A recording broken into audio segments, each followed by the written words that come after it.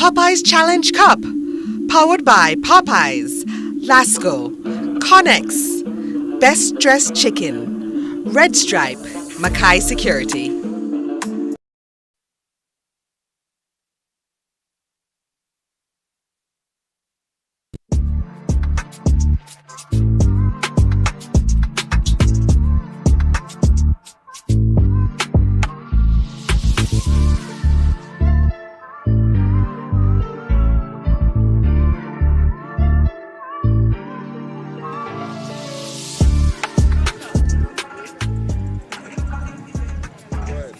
Coming to you live from the beautiful parish of St. Anne, a competition like no other kicks off here in Jamaica. It's the 2026 Popeyes Challenge Cup, and you can see it happen live on CVM TV for the first time ever. My name is Kimani O'Sullivan. Thank you for joining us here at the Drax Hall Sports Complex. We have some highly anticipated football waiting for you to feast your eyes on, because Popeyes, along with our other sponsors, has come up with something so delicious, something you can't afford to miss: the Challenge Cup.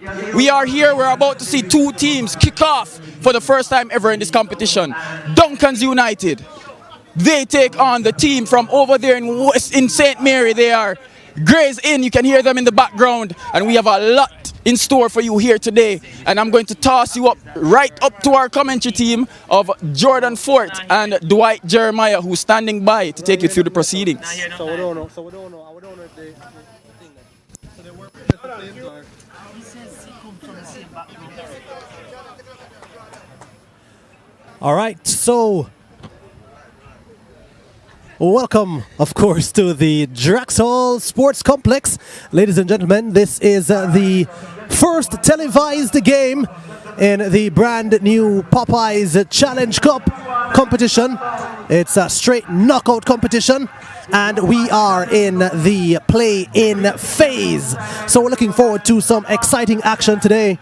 I'm your commentator, Jordan Fort, and with me is Dwight Jeremiah, our analyst for this afternoon into this evening. A couple of games for you today. We're going to be kicking off with Gray's Inn versus Duncan's United. Of course, in this, the play-in round, we will have Jamaica Football Championship teams. No JPL teams will be present just yet. And so, of course, throughout the course of the competition, we will be, and indeed throughout the course of this broadcast, we will be explaining to you the format of the competition. It's brand new, it's bold, and it's bringing new and re-energized life into Jamaica's football. And importantly, it's bringing you a community element in Jamaica's football as well. The teams are excited, they are ready to go, and both teams are from fairly close to here, the Drax Hall Sports Complex in St. Anne, of course. If you use the toll road, it's just as you get to Miami Bay, so not too far outside of Kingston and St. Andrew and St. Catherine, by way of the highway. And of course, Duncan's United located in Duncan's Trelawney, and Gray's Inn in Anoto Bay, St. Mary. So almost meeting in the middle, both these teams. We're going to be taking you through, of course, starting lineups and all you need to know from either team. But it gives me an opportunity now to welcome Coach Dwight Jeremiah to this broadcast. Yeah, thank you, Jordan. It's a welcome return to knockout football in Jamaica. And I remember when they used to have this knockout, all-island knockout. So maybe it will grow to the stage where we have parish champions going through the first phase, and then the championship team and Premier League team. But it's such a welcome return of knockout football to Jamaica's football program, or landscape as we'd have it. But it's always good to be here at Drax Hall. It's just an hour up the road from where I'm at, close to Duncan's. So I would say maybe, yeah, I'm a part of it now and rooting for them. But yeah, we're expecting an exciting encounter today. Both these teams are feeling like it's an opportunity to win something, with both of them not advancing to the semi-final stage of the championship. Indeed, we'll explain that a little bit more, but now we want to explain the concept of the Popeyes Challenge Cup to you now. What is the Popeyes Challenge Cup? The Popeyes Challenge Cup is Jamaica's newest and boldest football competition, featuring David versus Goliath matchups as the best in the country's club football take on those in the second tier of club football. It's a straight knockout competition featuring 25 teams, 7 from the Jamaica Premier League and 18 from the Jamaica Football Championship, the second tier. The 7 JPL teams are invited and are ranked based on their finish in the current season, as they will not enter the competition until after being eliminated from the JPL playoffs. The JFC team seedings are determined based on their rankings in the league as at May 2. Teams will battle it out over 6 rounds to determine the winner. So how does it work? Round 1, the play-in, will feature 14 teams, all from the Jamaica Football Championship. Pot 1 will have 5th to 10th place teams, and Pot 2 will have teams seeded 11th to 18th. Round 2 will have 8 JFC teams, the 7 Round 1 winners, and the 4th ranked JFC team. Pot 1 will have the top 4 ranked JFC teams, and Pot 2 will have the next 4 remaining teams. Round 3 features 6 JFC teams, 4 winners from Round 2, and the 2nd and 3rd place teams, and 6 JPL teams will enter the competition, excluding the JPL champion. Pot 1 will have the top 3 ranked from both JPL and JFC, and Pot 2 will have the others. The next round is the quarterfinals, featuring the 6 winners from Round 3, the JPL champion, and the 1st place from the JFC. It will be a random draw with no pots. Teams then proceed to the semi-finals and the final. Each team will get prize money based on how far they advance in the tournament. A total of $4.75 million in prize money will be paid out, with the winning team taking home $1 million. There's also a $50,000 purse for the top goal scorer and the winning coach. Get ready for the newest and boldest club football competition in Jamaica. This is David versus Goliath. This is the Popeyes Challenge Cup. Indeed, it is the Popeyes Challenge Cup, and we're about to have the formalities for match number 1 of our doubleheader here at Drax Hall Sports Complex between Duncan's United and Gray's Inn FC out of St. Mary, Duncan's United out of Trelawney. And you're having a look there at match official Odette Hamilton, who is giving the instructions to both captains. Of course, the entertainment has started. A few people rolling into the venue as we get ready for kickoff. And I want to give you everything you need to know about this contest. Coach, don't know how much you've seen of either team. What can we expect? Well, yeah, I wouldn't have seen much of Gray's Inn, but certainly Duncan's. They're a team that is better going forward, likes to play on the front foot, and they play a very attractive brand of football. Whether or not they'll be allowed to do that today is another matter. And just like myself, you know, I was talking to the coach of Duncan's, Casman Williams, off here, and he did say he didn't know much about Gray's Inn, so it appears both teams not knowing a lot about each other. And we're looking at the lineups now for both teams. Yeah, here we are. Gray's Inn, Odain White, Dante Henry, Owen Arnett, Duvain Davis, Rashid Dennis, Armoni Jones, Trevon King, Kevar Levy, O'Shane Pinnock, Ryan Seo, and Odain Williams. Their coach is Omar Pickersgill.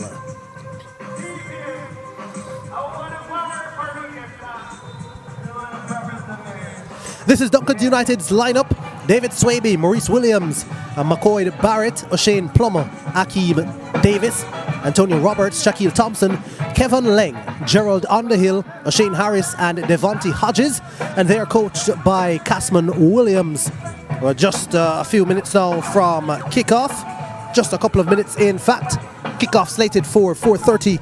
And referee Odette Hamilton is locked in and ready, and has signaled the start of this contest between Gray's Inn and Duncan's United.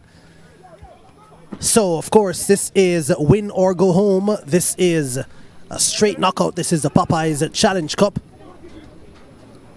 Duncan's United are at the venue early. Must be said that we're here for a little while before we saw Gray's Inn turn up. perhaps confidence, perhaps overconfidence. We will find out throughout the course of this 90 minutes plus any possible extra time or penalties. Yeah, Jordan, sometimes coaches would want to arrive just in time, but I think that was just a bit too close for Gray's Inn based on the time they got here. Duncan's would have been here to sort of get themselves acclimatized, a feel of the pitch and stuff, so we'll see whether or not that has worked in their favour, whether they'll be the team to settle first. We'll see which one of the methods work today. Indeed, both coaches looking forward to advancing here. We've said at the top of the show that neither team is in with a chance of earning promotion to the JPL for next season. So this is what they have to play for. As it's Duncan's. Duncan's with possession. And they're, of course, based on how you're watching, kicking right to left. Here they are, the Duncan's United team. Trying to go forward now. Gray's Inn winning possession back in the middle of the park. And looking to build something, this Gray's Inn unit. And the ball goes into touch for a throw-in to Gray's Inn FC. So both teams still trying to find their footing. Yeah, I guess from the early proceedings in this one, you see a Gray's Inn team that maybe not so direct, looking to build a play. Duncan's would want to be quicker in transition, it appears. 2-3 passes and they're looking to go forward. Here they are, the Gray's Inn unit, but that one is cut out. Duncan's back in possession now. And this one is launched forward. Trying to latch onto it. The Duncan's number 9. Winning possession back now, Gray's Inn, and it's a right old tussle. They're close to the touchline. Come Duncan's United again. And no team really controlling the possession, as we said, just quite yet. This one is going to be hammered into touch. And it's going to be a throw-in to Duncan's United. They're not bad so far from Duncan's. Looking direct, their 7-goal man, the number 9, Akeem Davis. Twice he has been played in, but touches have let him down. His first touch, one off his chest and the other one off the side of his foot, just not trapping that ball or getting it under his spell. But, you know, those are good chances, especially that second one. The keeper was a bit in between where he wanted to be, in no man's land, as they would call it, retreating too late, and had Akeem had that under his spell, could have been a fruitful moment for Duncan's.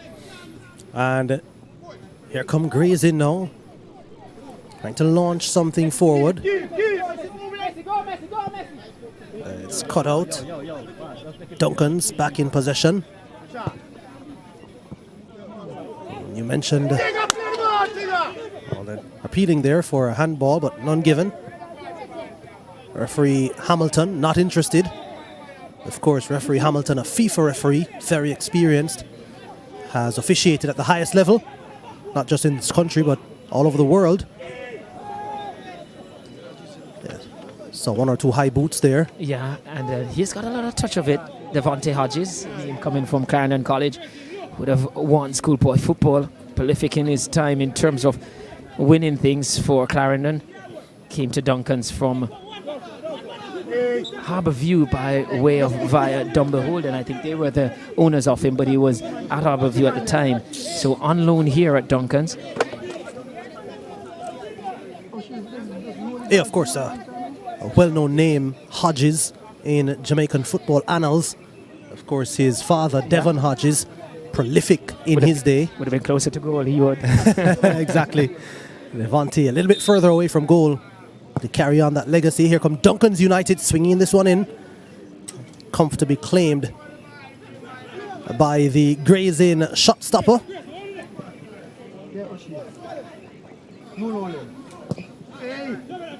And this one is launched forward. Not quite in control of that one. That's Devon Davis. Gray's Inn playing that one forward now. Something to perhaps try to latch on to. It was Ryan Seo who was trying to get there. Just cut out by Duncans, and Grazing back in possession in the middle of the field.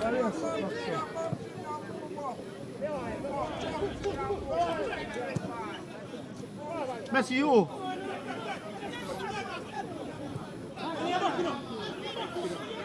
As I was saying earlier, Jordan, and we're seeing it from Grazing, the fact that they are just a bit more methodical in their build-up, not so direct. So it's two different styles that we see here. Here they are, Grazing, swinging this one out wide. It's like Jones on it, and a good tackle coming in. Referee Hamilton seeing nothing wrong with that, Coach Jeremiah. It's going to be a throw into Grazing. I saw nothing wrong with it either. Came across, closed the player down quite quickly and got that one out. But yeah, Grazing just getting a little bit more touch of the football. I guess because of their style as well. Looking to build through the thirds. Yeah, not too bad looking on the eye, this Grazing team so far, having gotten a foothold somewhat into this contest. This one is launched back up in the air, trying to get back control of it. Grazing, but lose out. And Duncan's trying to come forward. Grazing, win it back. Got Rashawn Davidson on it. And the searching ball forward is cut out. And now Duncans can launch an attack of their own. But just slowed in the build-up. Yeah, in that final third, Duncans just need to relieve this pressure a bit. This time it is Akeem Davis who let them down. Antonio Bryan just now couldn't hold it up to allow his team to come forward.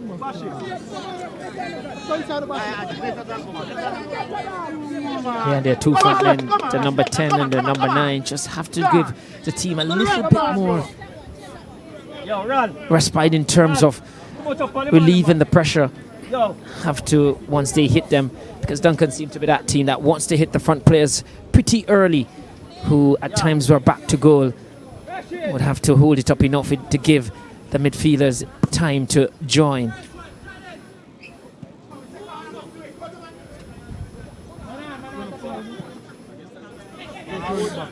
Come Duncan's United now. Messi!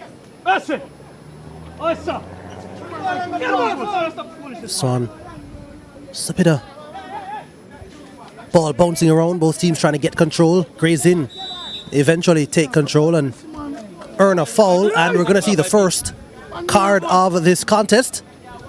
And the referee Hamilton was very sure about that. That yellow card was produced quickly, and now she's calling for the medical team from Grazing to come and render some assistance.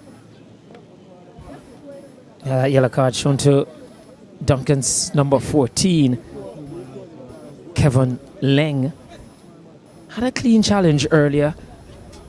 Referee Hamilton didn't see anything wrong with the earlier challenge, but certainly this one she felt was warranting a yellow card. But yeah, we talk about Duncan's being here early, settling into the venue, but not settling into the game as quick as the late arriving Grazing. Like I said, there are methods to this where some teams want to arrive well in time, well ahead of time, while some just in time.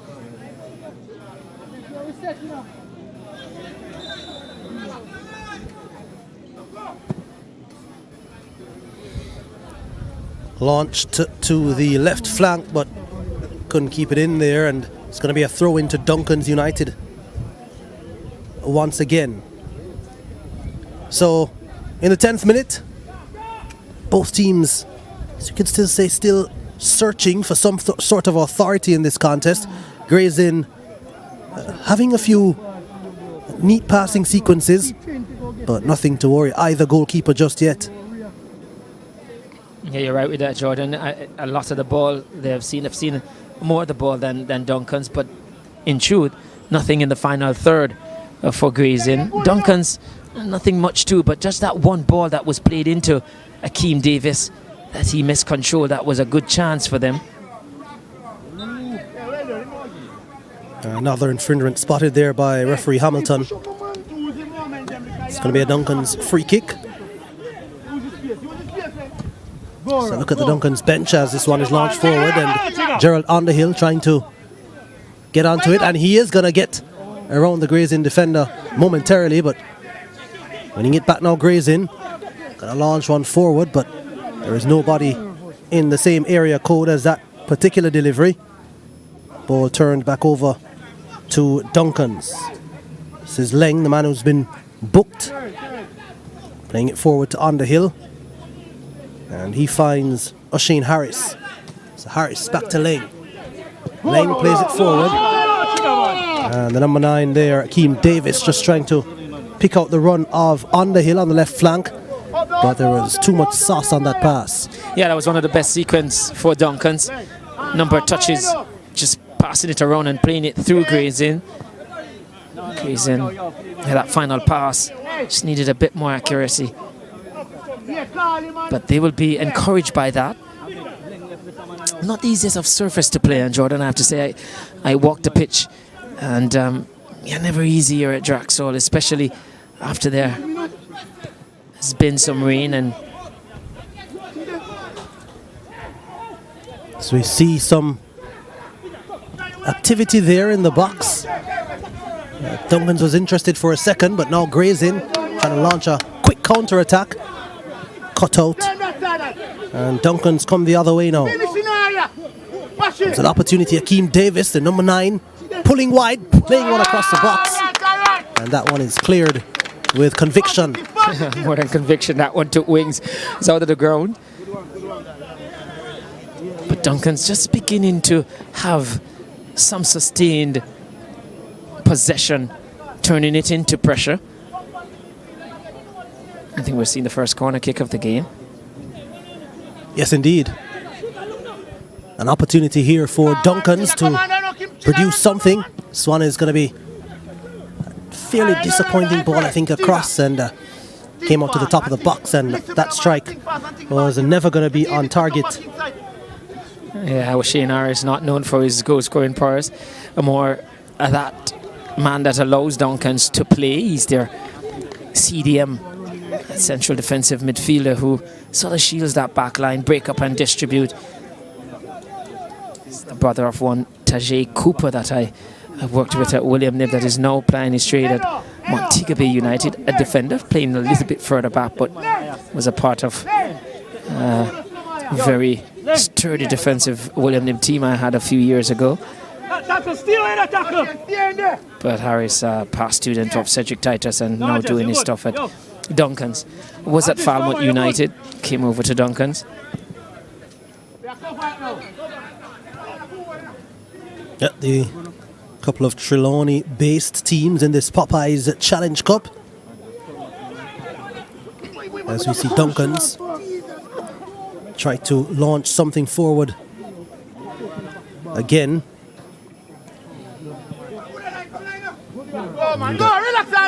Win it back here, Duncan's, and this might be an opportunity, might be an opening. Still in the box. And I think Gerald Underhill will be disappointed with not being able to conjure something up from that sort of position. And here come Grazing now on the attack, going the other way. So Grazing down the left-hand side, and a couple of defenders double teaming their number 15. Is it Ryan? Might be Ryan Seo from Grazing. Their number 15. There they are, launching this one into the box. The goalkeeper is going to gleefully accept that one. Launch forward, and this one is going to be easily claimed by Grazing's goalkeeper. So Owen Arnett in goal for Grays in.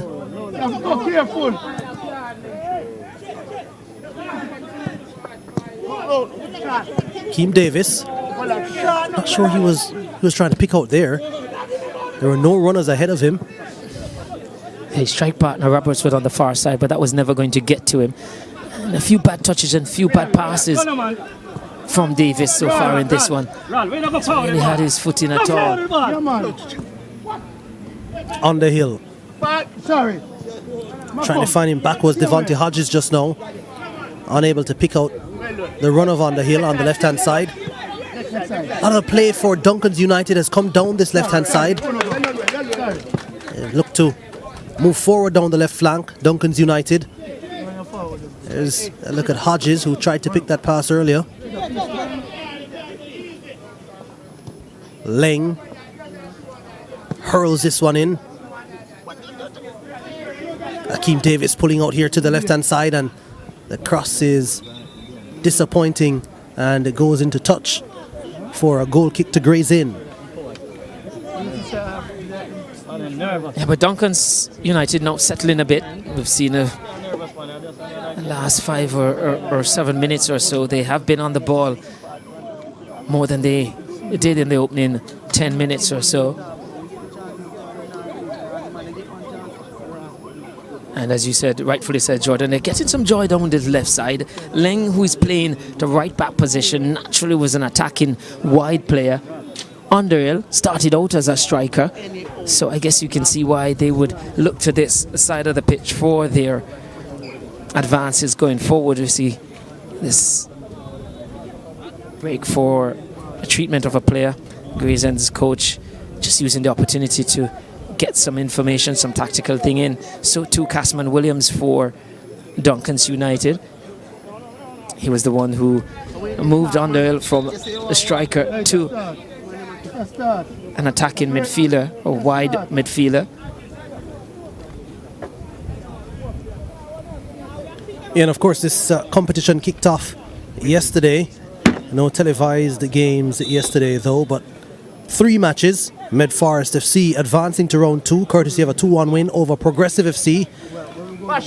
Stets Elite beating Baptist Alliance 5-3 on penalties after a high-scoring 3-all game, and 0-all between Falmouth United and Holland PYC, but Falmouth prevailed 3-1 on penalties.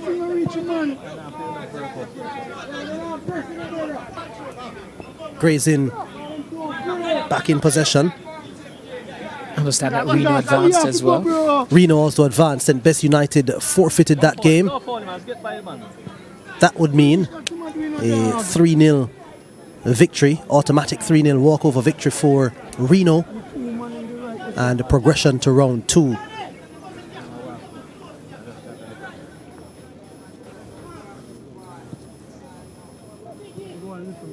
So Duncan's United trying to join a fellow Trelawney team, Falmouth United, into round 2 of this competition.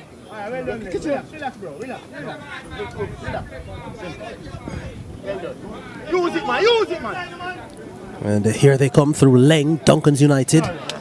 Find an opening, but the Grayson defence was well alert to the danger, the possible danger. Yeah, I think the lack of movement from Underhill caused some problems for Leng.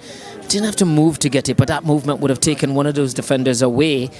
But in the end, Leng, when he went inside, had 2 defenders to deal with Underhill on the outside. So one is flicked on by Davis.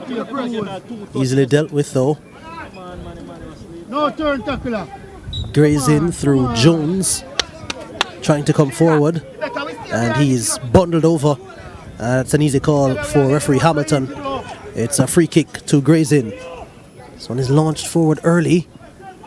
It's missed by the first Duncan's defender, but mopped up easily by the second centre back.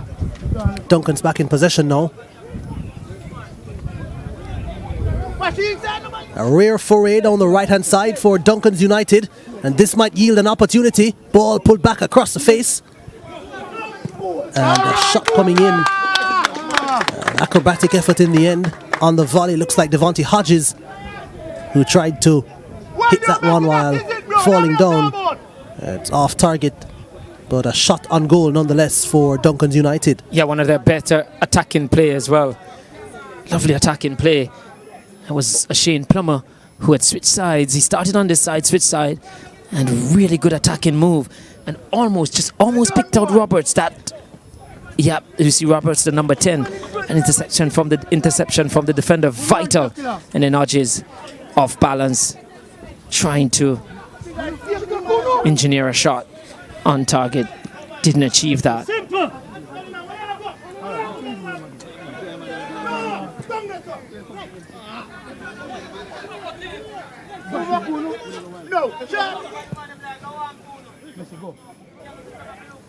Here they are again in possession, Duncan's United.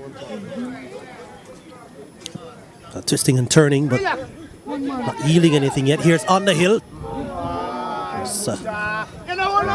In the end, you wonder whether that was a shot or a pass. In the end, it turned out to be neither, coach. Yeah, I was wondering if the ball hit the standing leg before and just caused him to not hit it the way he wanted to.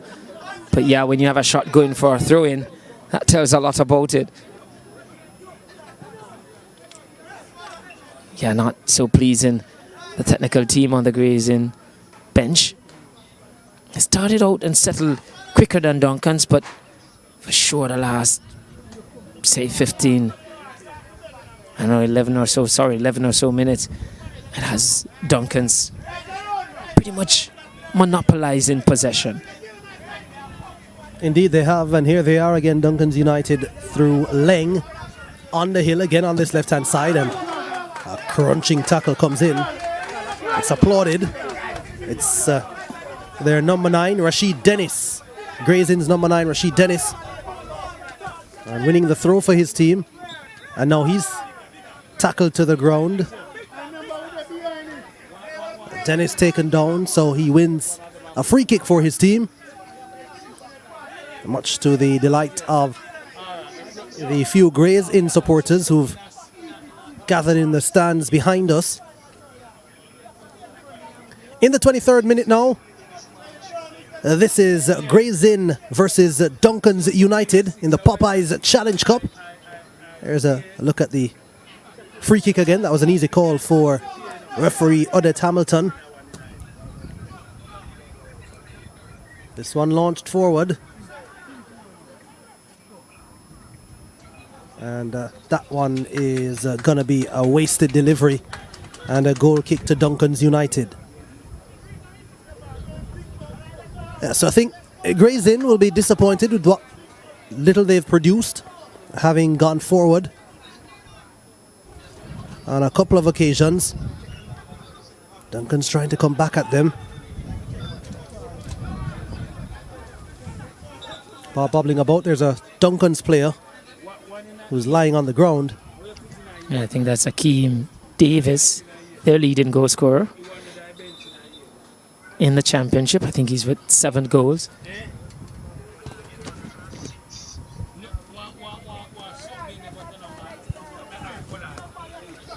Yeah, so he'll receive some treatment now, coach. I mean, we saw a few good passages of play from this Duncan's United team as they get instructions from their coach, but again, you're looking to see if there's anything incisive from either of these two teams. I don't know, as a coach, Dwight Jeremiah, which one you'd say would be the happier of the two at the moment. Yeah, I was about to say that before you came in, that it's 0-0, but sometimes you're not at a game and someone says 0-0 and you ask in favour of who. Yeah. I like that one. I think at this moment you look at Duncan's and say, okay, in terms of sustained pressure, carving out some good opportunities, they'll be the happy of the two in terms of that regard, but not turning those chances into shots on target is also disappointing. The Grays Inn would be disappointed because they settled earlier, as we see an attack here from Duncan's. They are the Duncan's unit, and it's a shot on target, easily claimed by the goalkeeper, but something to work with for this Duncan's United team. Yeah, that's their second meaningful attack on the far side. Shane Plummer, aka Messi they call him. That shot wasn't so Messi-like, but it's encouraging. Look at the replay from the shot from Plummer, wearing number 7 for Duncan's. Traversing that right-hand flank. Here's Akeem Davis now, the big number 9, and not able to keep possession of it. And it's going to be a goal kick to Grays Inn. despite Duncan's hoping that it would be signalled for a corner kick.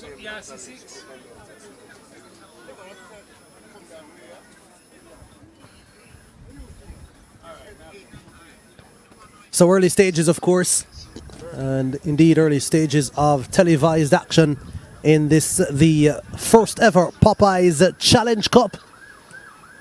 And of course, you can see all the action right here on CVM as Gray's in, trying to turn this into all action contest. A shot coming in, easily blocked though. Duncan's trying to come the other way. No team taking control of possession, and eventually Duncan's win a free kick.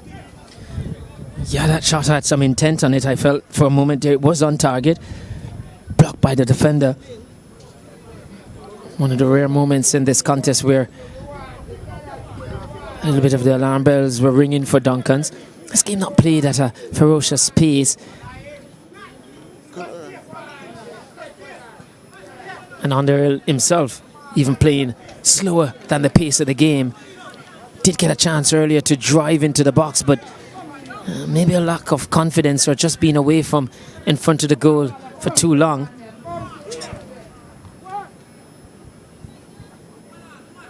This attack easily won back, or easily broken up, that is, by Duncan's, and they won it back temporarily.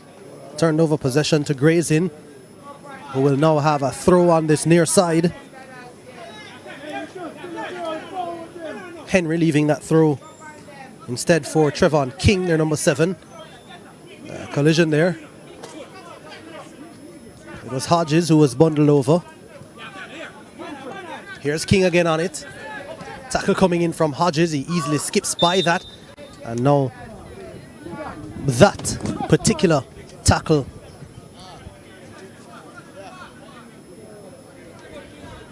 on Owen Arnett, I believe it is. Yes, they're number 21, I think. Yeah. And referee Hamilton taking umbrage to that particular challenge. And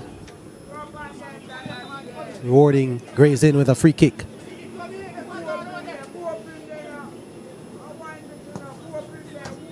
Swung in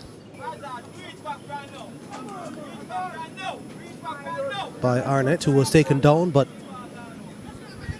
ball goes into touch. It's going to be turned over into the possession of Duncan's United. Minute 29 still. The deadlock has not been broken here between Gray's NFC and Duncan's United here at the Drax Hall Sports Complex. And this is the first half of the first televised game of the Popeyes Challenge Cup. Jordan Fort and Dwight Jeremiah taking you through. Oh, this could yield something, could it? Talked about alarm bells going off at the back. Yeah, that backspin on the ball almost eluded the defender and fall right into the path of Crazen's attacking player.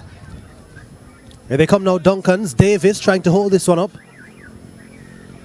Must be said, some of his hold-up play has left somewhat a little bit to be desired. Here's Lang to Underhill. Underhill looking inside now. And this one is going to roll harmlessly into touch. And it's going to be a goal kick to Gray's in.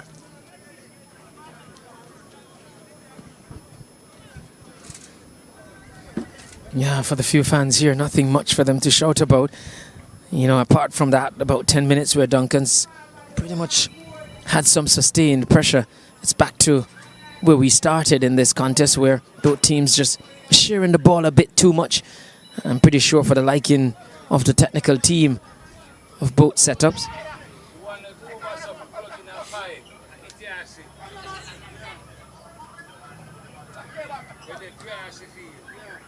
So Duncan's gain possession. Barrett.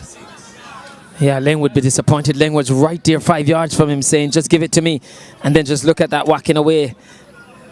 Yeah, just showing his frustration with Barrett. Just wanted to keep possession somewhat. He was right there, but forcing to go forward, Barrett, and just give it away. Here come Grays in, trying to take advantage of that needless giveaway, but they can't. And Duncan's on the attack yet again. And this one is cut out. I think that was poor, Jordan, from Plummer. He had 2 strikers bearing down. Just needed that curve pass for either Davis or Roberts to run onto. And there we see Roberts with his outstretched arm saying, I was here, just play that one across. And that's the thing, when you get to that final third, knowing when to pass, when to dribble. And defenders were backpedaling, having to keep an eye on the 2 Duncan strikers bearing down on goal. Just needed a pass from Plummer. That was never coming. And a promising attack from Duncan's peters out. Indeed it does. And I think perhaps the story of the game for Duncan's United so far, in fact for both teams, Duncan's have created a bit more than Grays in. Disappointing, I think, their final product so far. Come Grays in now. It's going to be easy for Leng to cut out. That pass to Underhill has been available all game, but he chooses to go inside this time. And the Duncans lose out. Number 10, Antonio Roberts. Hasn't seen much of the ball, has Roberts? No, but on that occasion, him not having the ball would have been his fault. It was a good ball from Leng, breaking 2 lines to find Roberts. Just needed, and I alluded to that earlier in the game, Jordan, that just that hold-up play for Duncans, not quite as they would desire to bring the midfielders into play. Rashid Dennis plays this one into a pretty dangerous area, but the goalkeeper alert to the danger. Yeah, Swaby on the second attempt just fumbled a bit. He would be accustomed to this venue. David Swaby, formerly of Mount Pleasant FA. See Hakeem Davis there. As you mentioned, hold-up play for Duncans, just trying to bring his other teammates back into it. Wins a throw. Leng will take it.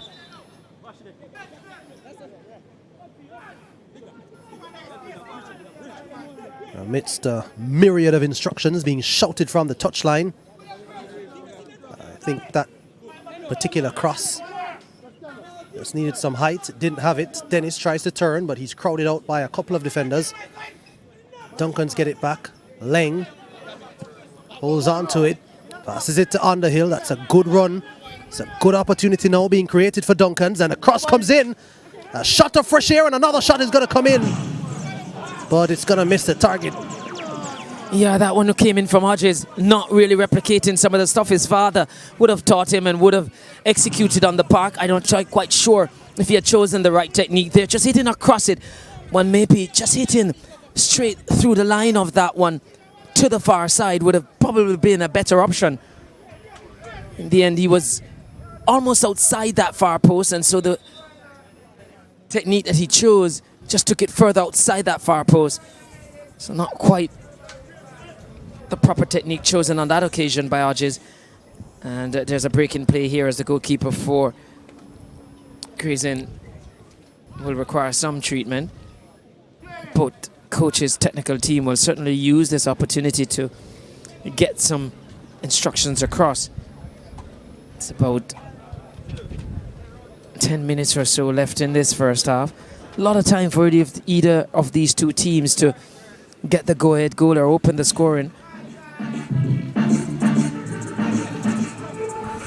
Indeed, these stoppages in play now in modern football are used as essentially as timeouts, and coaches using the opportunity to reiterate some of the instructions that they would have given their teams prior to the start of the contest, or indeed to change something tactically at this particular point. This is 10 minutes to go now until halftime, and there is a gesture that you don't have to speak the language to know when a coach or anyone puts two fingers to either side of their head. You know, it's saying just think about what you're doing. Yeah.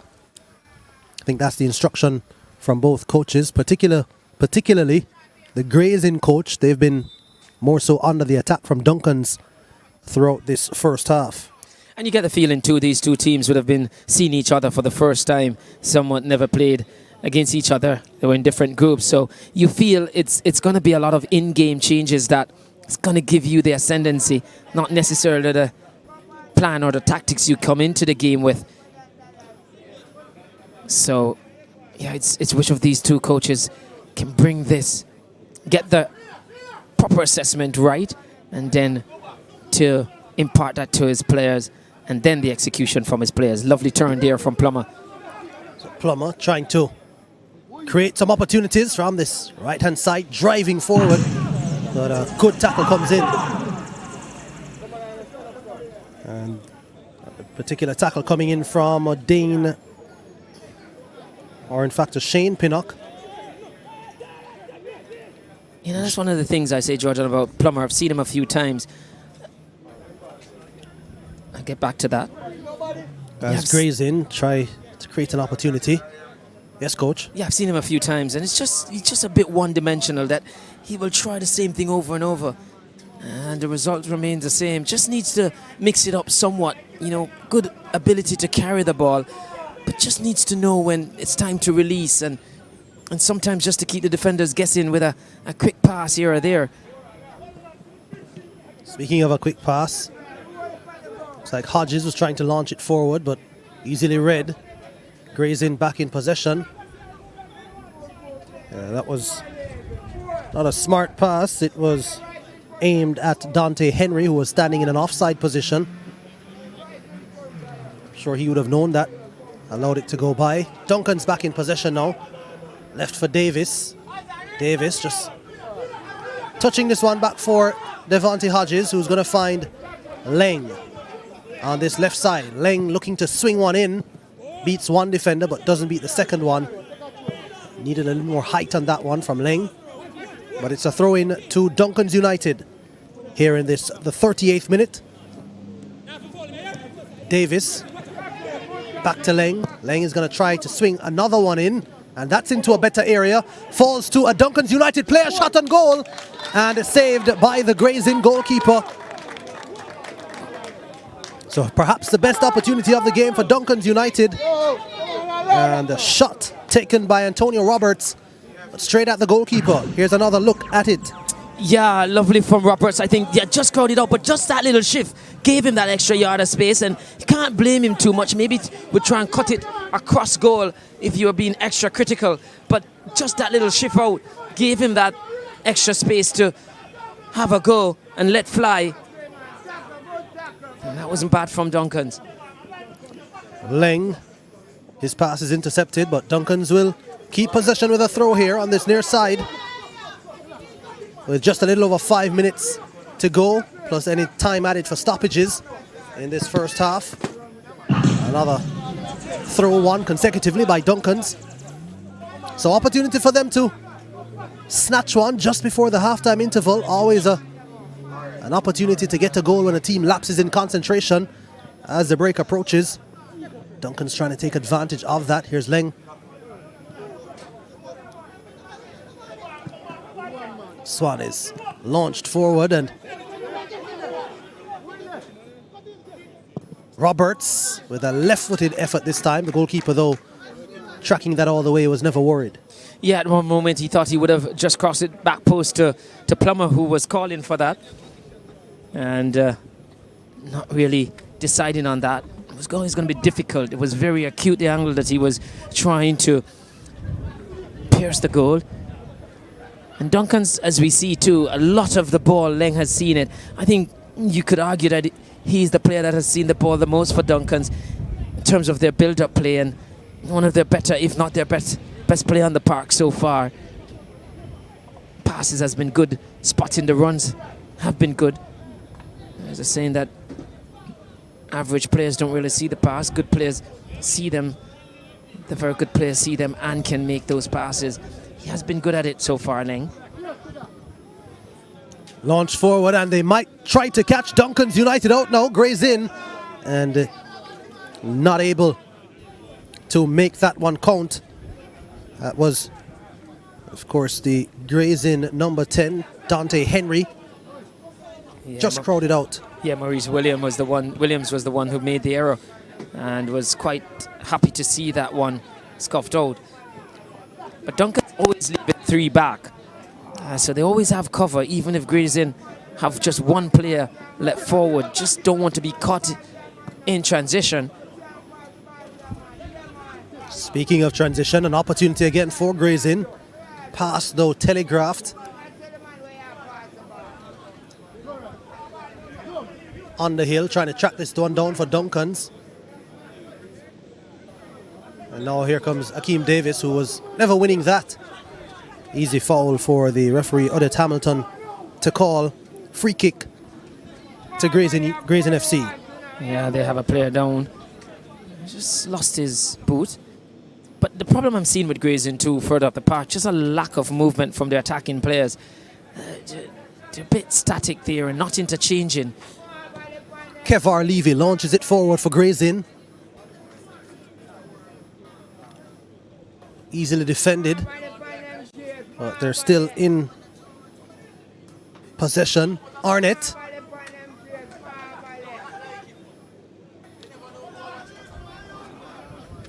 Gray's Inn win it back here in the middle of the park. Trevon King plays it forward. And then the ball further played forward to Arnett. Arnett pulls it back, and that shot ends up flying high, wide, and not so handsome. That was a good opportunity there for them. I think it was Arnett that was on the outside. Lovely ball inside. I just felt he had more time than he realized, and probably could have just take a touch there. Have it run across. We'll have a look here just to see. Yeah, good ball, good cutback. Yeah, probably had some time, and had he taken a touch, probably would have realized he had support in the box with clearer view of goal. It was Duvane Davis with that shot from Gray's Inn. Duncan's United trying to come the other way now. Hodges plays the pass to Akeem Davis. Plays it out wide.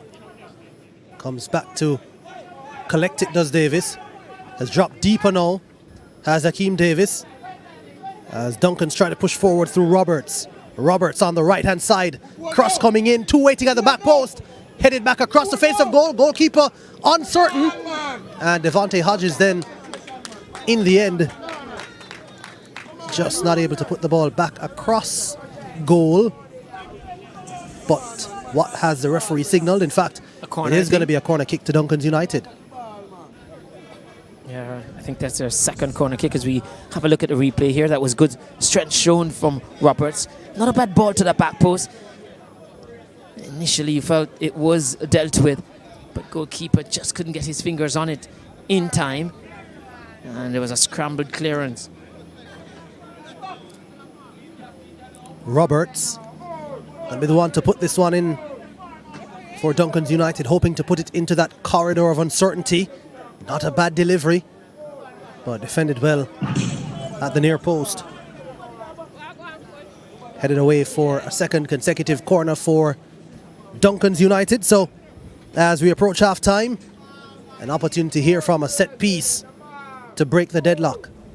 Yeah, that's a column on the stat sheet that they're dominating Duncan's. I think that's their 4th corner of the contest. None to Gray's Inn.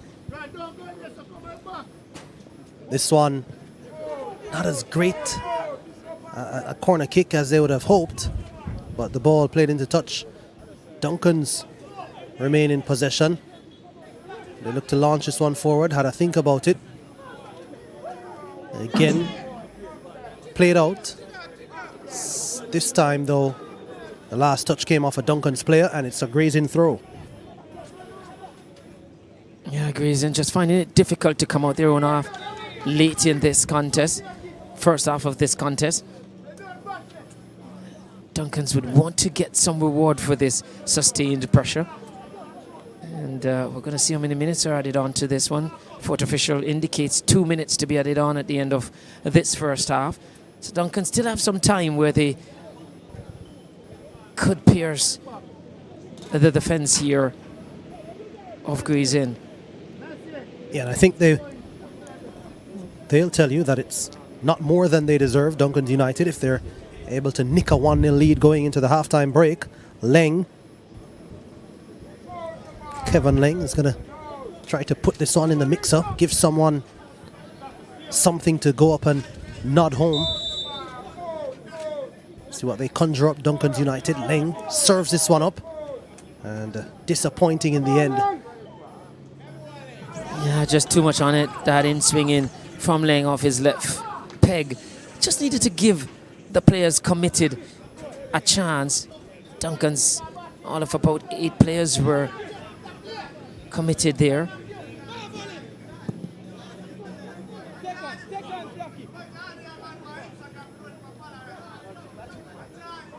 Good recovery from Harris, but then poor pass.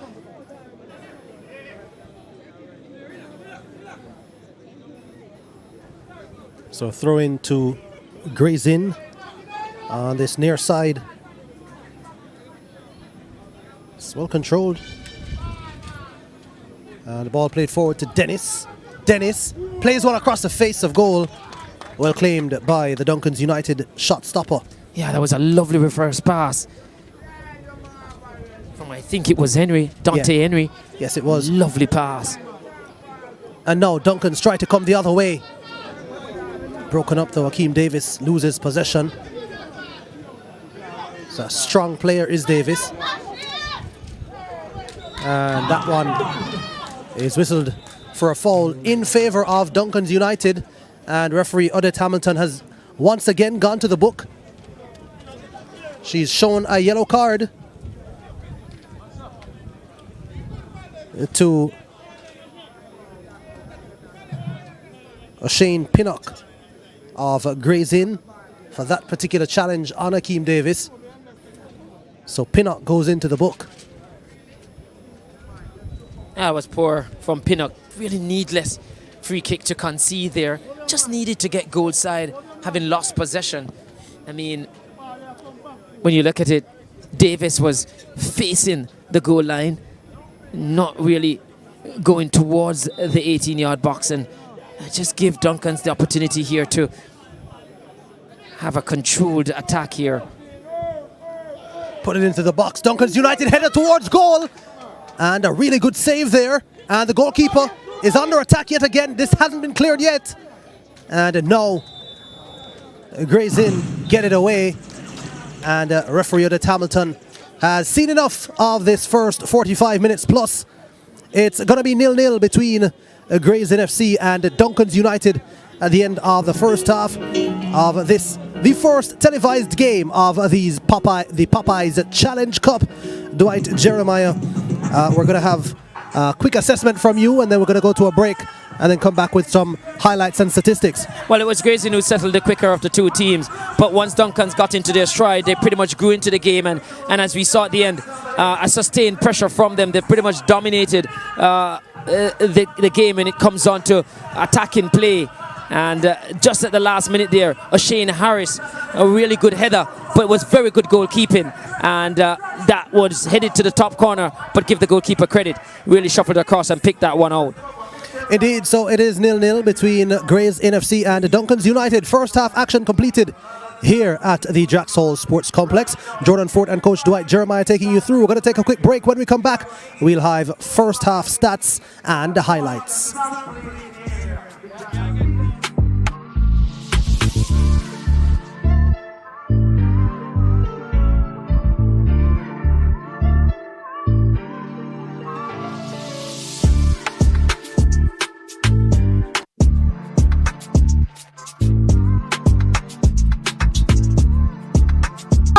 Popeyes Challenge Cup, powered by Popeyes, Lasco, ConX, Best Dressed Chicken, Red Stripe, Mackay Security.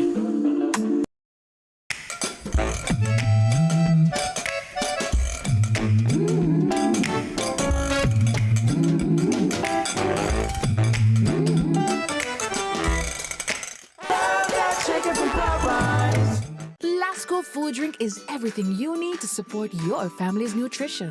Have it at home or take it with you every day for all-day energy. Lasco food drink has your favorite flavors, including low-sugar options so you sacrifice nothing. Packed with protein, calcium, vitamins, minerals, including iron. Lasco food drink is the winning taste and nutrition for your family. Nutrition never tasted so good. Also try Lascola Soy as a lactose-free alternative. I challenge you to a race tomorrow. Challenge on.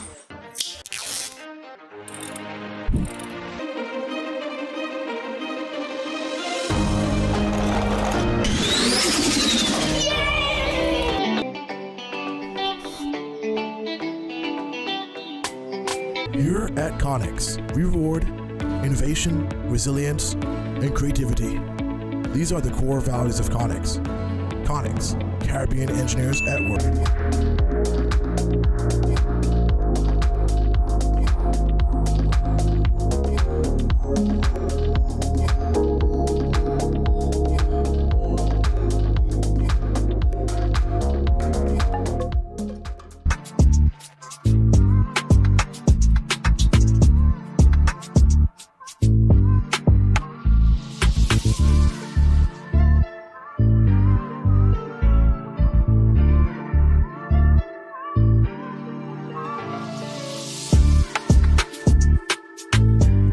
Popeyes Challenge Cup action here at Drax Hall Sports Complex, 0-0 between Gray's Inn and Duncan's United.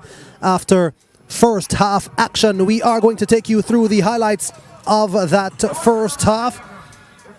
Here we are, referee Udit Hamilton getting things underway early in the contest, and it was Duncan's through their number 9, Akeem Davis, who applied the early pressure. Going to be seeing a lot more of him throughout these highlights. And the Duncans were certainly applying a lot of the pressure early, doing a lot of the attacking. And it spoke about Davis, that was Devontae Hodges, who was trying to latch on to one. Difficult technique to execute. In the end, did not execute it to perfection.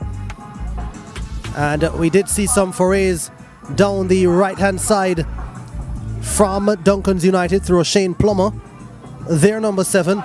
That particular one, though, not worrying the goalkeeper. Speaking of attacks from Duncan's United, this one was from the left-hand side. And that particular ball gave the Gray's Inn defenders something to think about. It was Underhill who played it across, and eventually the shot was well wide. So another look at another attempt. This one coming in from Antonio Roberts. Roberts just finding just a yard of space and just unleashing a shot. In the end, though, right at the goalkeeper. Gray's Inn did have a few attacks of their own, and they tried to give Duncan something to think about. That one, though,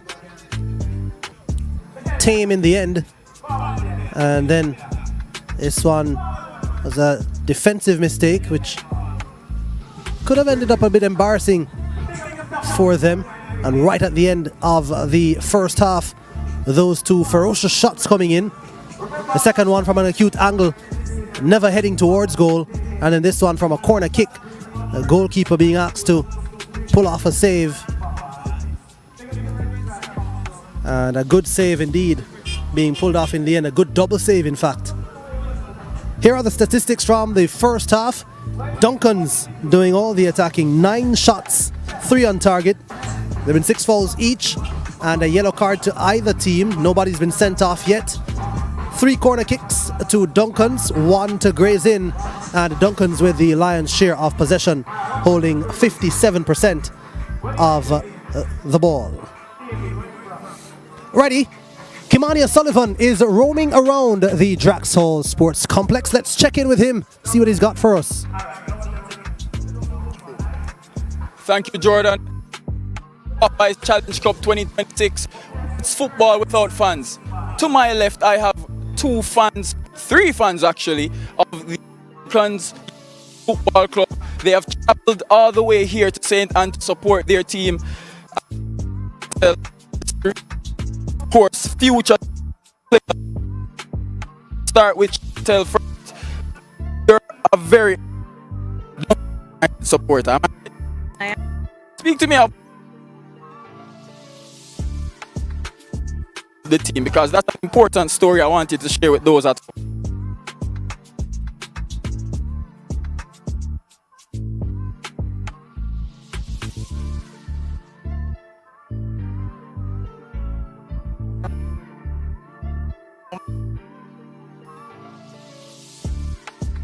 In this competition, how important would it for a team like Duncan's to possibly win the trophy and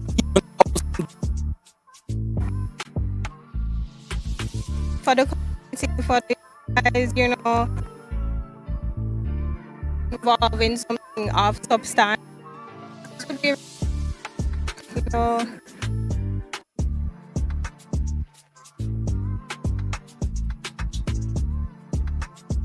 in 2020 it was, you remember that, of course. How would it feel to see Duncan's lift another trophy, especially seeing that this competition is brand new? Yeah.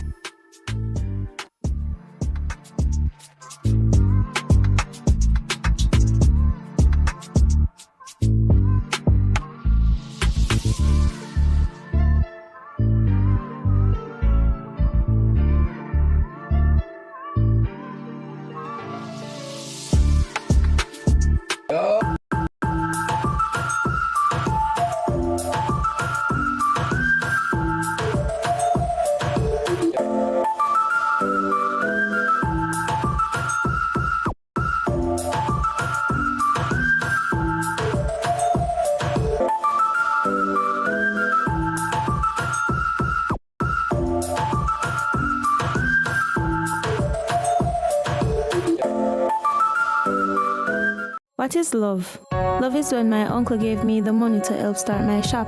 My auntie and I made her famous recipe even more delicious. And it starts with the best dressed chicken and a little extra love. No, my shop is famous to the people that matter the most to me, my community. So I only serve the best dressed chicken. Raised without antibiotics, it's all of the best for my customers. If anyone's going to add something to my best dressed chicken, it's going to be me. Only the best can be called the best dressed chicken.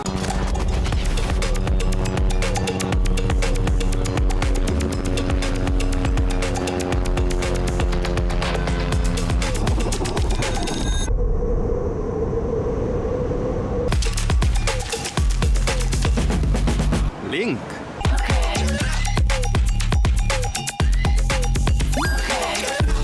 The missing link. Link virtual card. Sign up for Link from your app store. Select cards to activate.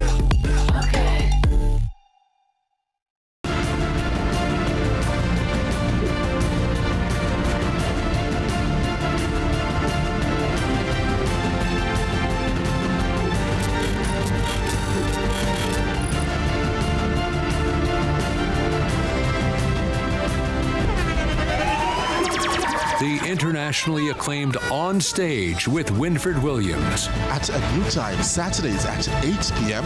on CVM TV. So much more than entertainment. Hey, what's up, one? Hi, I am Candy Pang.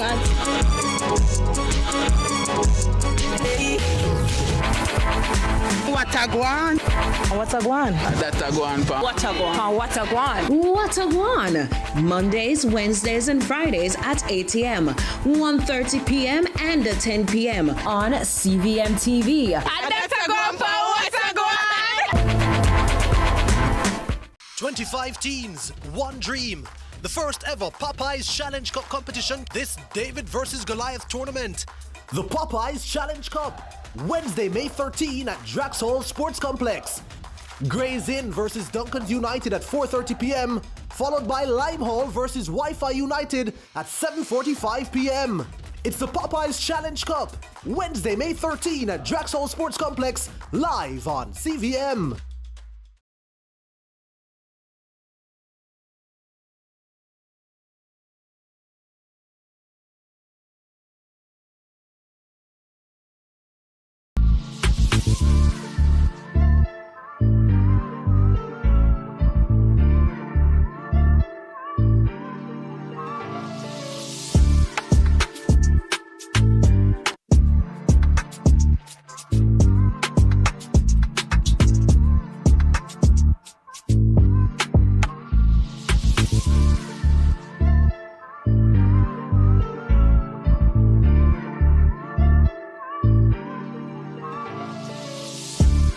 Well, welcome back now to the Drax Hall Sports Complex. And Kimani, as I told you, is roaming around the venue. Kimani, who do you have for us? Thank you, Jordan. I'm standing by with one of our sponsors for this year's Popeyes Challenge Cup, none other than ConX. When you think about connection, you're thinking about reliability, and ConX is a very reliable company. I'm here with Roshane Ellis. He's the senior manager of the solar department. So stick around because you want to hear about solar so you can save a bit of ching. Am I right, Roshane? Yeah, so of course ConX is pleased, of course, to be a sponsor of this competition. But from your perspective, how important is it that ConX invest in football? It is very important right now for ConX to be invested in football and all outdoor activities, because now we're finding out that the oil price is being escalated quite some bit, and now we want to be able to be independent of the grid majority of the time. So for those who want to invest in reliable source of energy and being off the grid so they can invest in their return on investment, we have commercial, residential, industrial setup. So for a setup like this now, we can get you fully off the grid, have everybody coming together so you can see all of your profits and really take it a next step. And we also do telecommunications. We are one of the major connections when it comes down to the digital and the connectivity. So I just want everybody to come out and connect with ConX. You understand? We have expanded quite some bit with ConX. We have stepped up to our next level. So now we do solar engineering, and we have packages for solar from 300,000 all the way up for all our different customers. So if you just have one little light and you have one little fridge and you just want to pay JPS this month, link ConX. So I can tell you one more thing before we go. Just connect with ConX. All right, connect with ConX. Of course, Roshane, before I let you go, many persons have the notion that solar is a bit too expensive. Speak to me about the offerings that ConX has in terms of maybe, helping with payment plans, such of things of that nature. What can ConX offer to persons who want to get involved with solar but are a bit scared about the pricing? Okay, so we do offer payment plan for various different customers. So it really depends on your budget and what you're trying to save. So if you have a light bulb and you have probably a one-bedroom house with some light bulbs and a TV and a fridge, your light bill is probably $8,000. You're not thinking about putting $100,000 out of savings in solar. We have packages starting from $250,000 where you can save from $8,000, $10,000, $15,000 light bill. So you don't have to invest heavily in solar, but we have packages that can be stacked onto each other to improve and expound on your savings. All right, thank you, Roshane. Thank you, ConX. Back to the action. Up to you, Jordan. Up to you, Dwight. All right, ConX keeping you connected, and lots of plans there.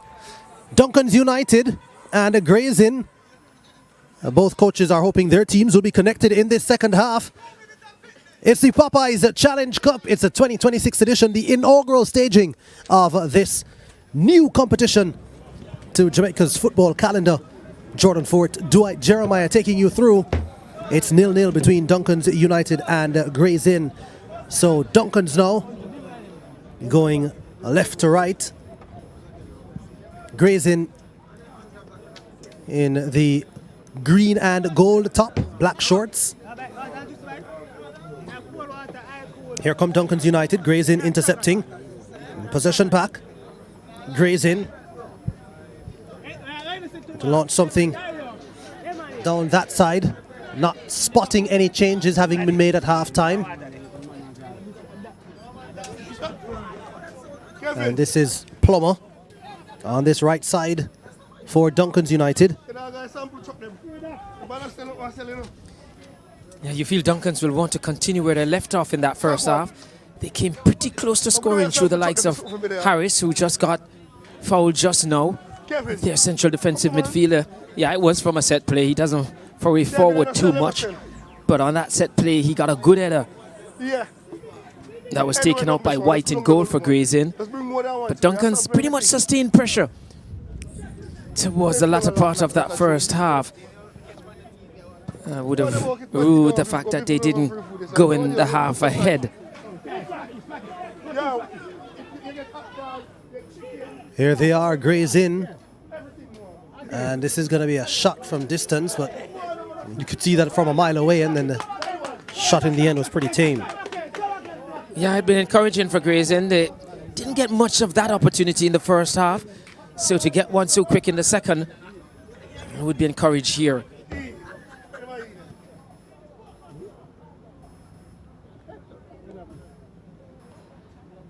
Yeah, Leng has been good for Duncan's United, both going forward and in defense. He showed good strength thus now. In terms of physicality, it would have been starting at a disadvantage against play. He just body checked, but showed good upper body strength. Indeed, and Grays in come forward yet again. But Duncan's through Shaquille Thompson, launching it forward. Roberts looking to latch on. But indeed, well dealt with. Now here's Plummer. Plummer finds Akeem Davis. Davis trying to break away, but just a heavy touch on the second touch from Davis. Losing possession. It's a throw into Duncan's United. It's a misjudgment from the Grays in defender. Yeah, Pinnock just lost his awareness just now and had the opportunity to pass that one into Davis. Didn't do that. That would have been an easy pass to Davis. So it's just the moment, I think, where the coaches, you were saying, Jordan, in the first half, where the coach for Grayson was just telling them, pointing the two fingers to the head to say think, and he certainly wasn't thinking there. Pinnock now giving Hodges an opportunity to serve this one up. Into the mixer, does it? And it's headed over the top in the end. I think it was on the hill. Yeah, it was on the hill. But that was a lovely, it had good shape on that cross from Hodges, inviting Underhill to get on it, but he just went too much under it. Saw what you did there, coach. Yeah. Yeah. That one went over. Yeah, just a warning shot fired there by Duncan's early in this second half. Duncan's having, of course, as we said, the lion's share possession in the first half, plus 9 shots to just a couple from Grays in. Just 3 of those 9 were on target, though, for Duncan's. That's been the problem. And the 3 that were on target were more or less straight to the goalkeeper. He had to scramble for one of them. Yeah, I think that was the last one from Harris. That was a header that was looking to nestle in that top corner. Indeed. Keeper did have enough time to shuffle across here. It's Duncan's again.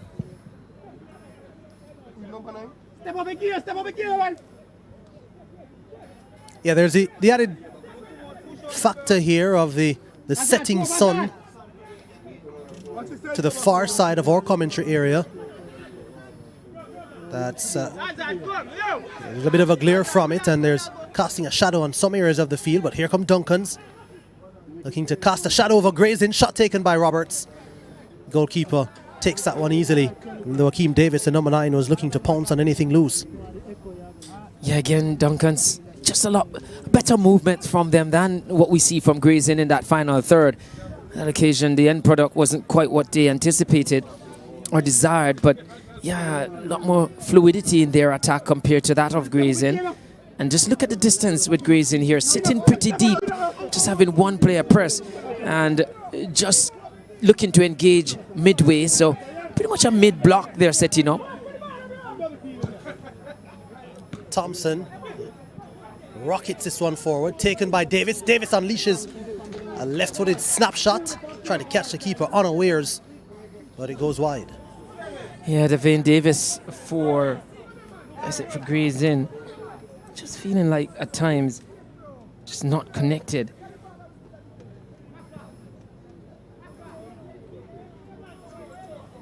I've seen a few balls go by, and when he loses possession, his recovery is very delayed.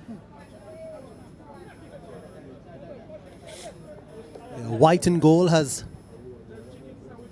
not been troubled so far in the second half. We mentioned that one attempt just at the end of the first half for Duncan's, trying to take the advantage over Grays in. That wasn't to be. Here come Duncan's again. Akeem Davis pulling out wide to the left side now.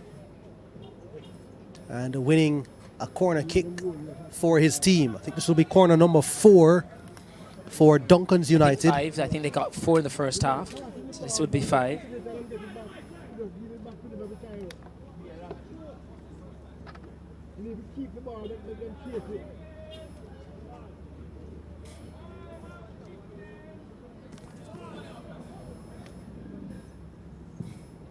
This one is an in-swinging corner. Shaquille Thompson trying to latch on but couldn't take it under his spell. And this one is out of play. O'Shane Plummer could not keep the ball in.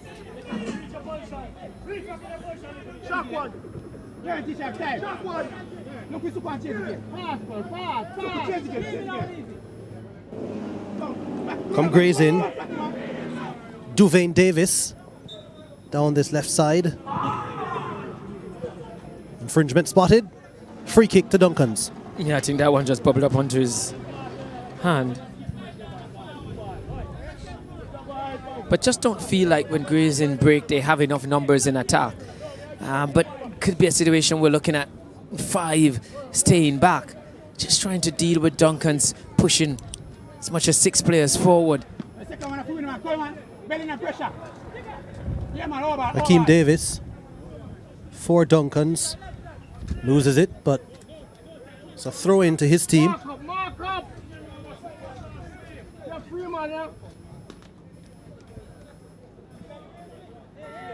Have spotted one change for Grays in. Kamari Gordon. It's like he was introduced at halftime. Number 6. In fact, no. Scratch that. Have to recheck that one for Grays in. Yeah, but there's a foul here and Grays in gonna win possession back.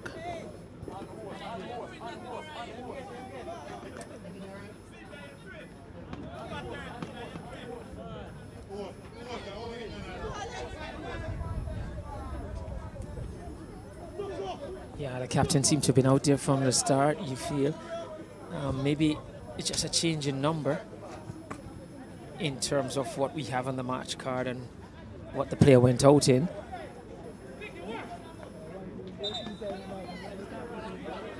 As I didn't see the 4th official indicating a change at halftime at the start of the second half, so maybe just a number change from what we have on the match card.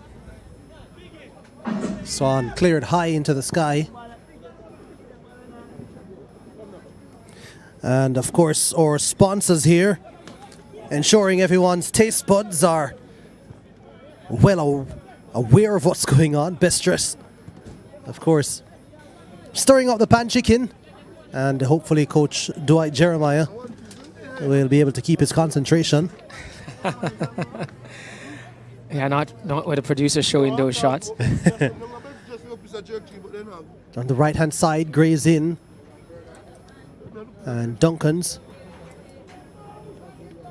winning it back. And maybe he's having some prepared, or he's going to acquire some and put down some for us, Jordan. I certainly hope so. It's looking good from our sponsors. Best Dressed, one of our sponsors here for the 2026 Popeyes Challenge Cup. This, of course, round 1 action in this knockout competition. Here come Duncan's United, moving forward, trying to break the deadlock against Grays in. Player just loses his footing on the far side. Unfortunate, but Duncan's regained possession. Another opportunity to go forward. Pin up though. Alert to that particular run. Here's Lang. Saw a lot of the ball in the first half. And it's as you were where he left off.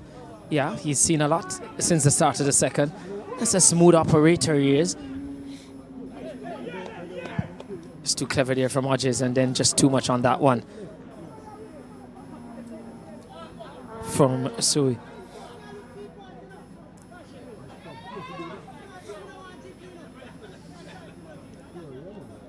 So still in the 57th minute, neither team able to break the deadlock. Duncan's trying to find the opening. That pass was left short. Dennis was able to turn on it for Gray's Inn. And it comes out wide now to Davis. Dante Henry trying to play it forward early. I just felt a pass was on to Arnett to switch the point of attack. Arnett was in acres of space. And I felt that's where that pass should have gone.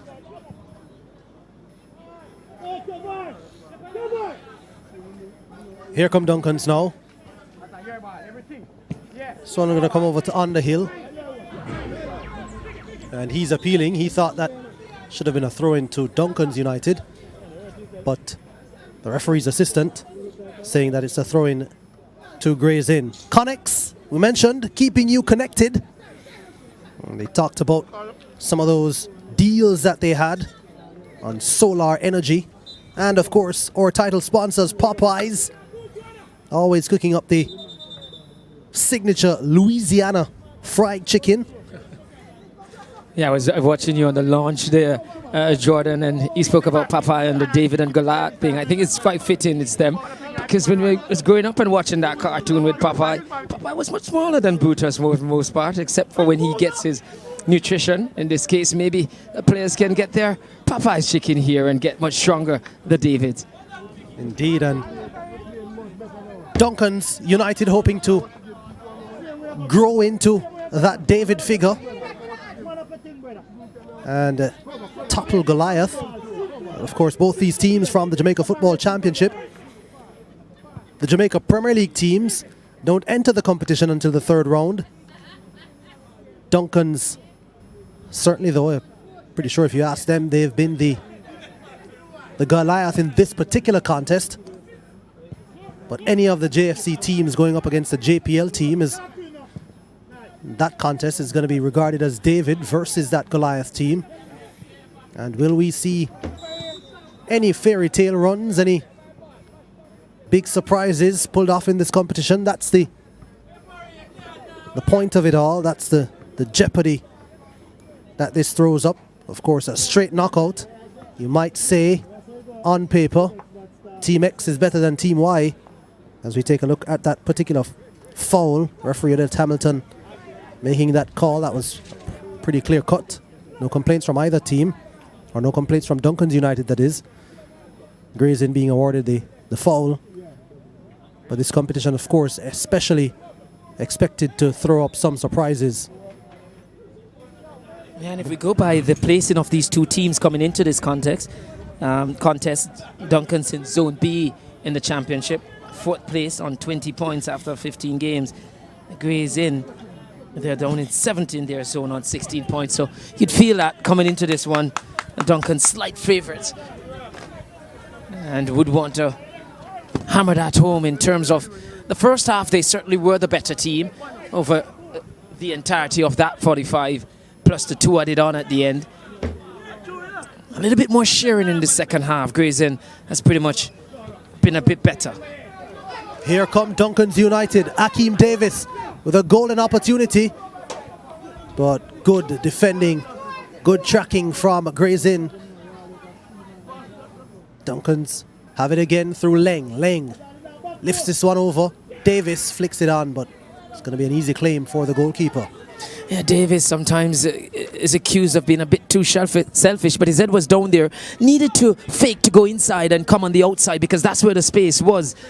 In the end, he went inside and went into traffic.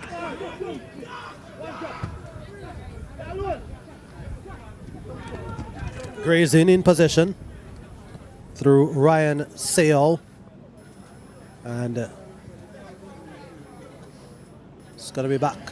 Turned over to Duncan's United. Yeah, poor from Dennis again. Lovely ball from Seo to him, but just didn't make the most of it.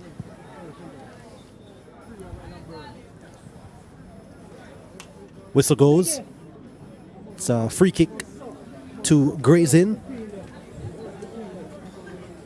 Yeah, I think Duncan's, when you look at the attitude of these two teams in the second half and the strategy that they're looking to employ, it seems like Gray's Inn is looking to play on the counter, keeping a lot of players back in a mid-block when they're not in possession, getting even deeper as Duncan's approach. Duncan's the aggressor.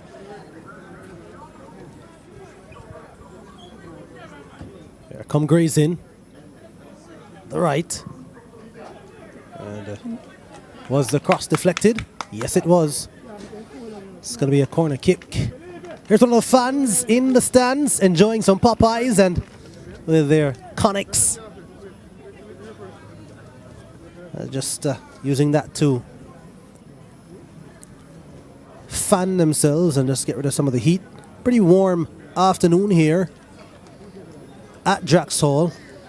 Pretty warm, I think, right across the country right now as we see this corner kick coming in from Gray's Inn. Headed away. Towering header that was. And there's a player down, so referee Hamilton has to stop the game. Looks like pin-up for Gray's Inn. Fell awkwardly here. We see some movements from the Duncan's bench. Player looking to make his entrance. That would be their number 6. Yeah, a name I called earlier. Kamari Gordon.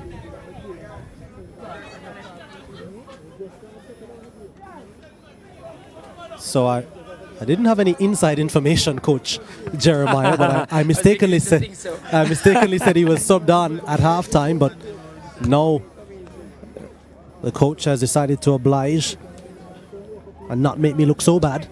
It looks like Kamari Gordon is going to be introduced momentarily. Yeah, I think Underhill is the player coming out. Yeah, that we see from the fourth official. An underwhelming performance from him. Not really establishing himself in the game. From early he saw a loss of the ball, but just didn't play with a conviction. Once he got early in the game, a chance to drive into the box 1v1, but just hesitated and wasn't quite sure what he wanted to do. Now he will have to hope that his teammates carry this one home because he'll play no further part in this contest. On the hill out, Kamari Gordon in, Gray's in possession on the left side, and Duncan's clear it, but it's for a Gray's in throw. Just over an hour played.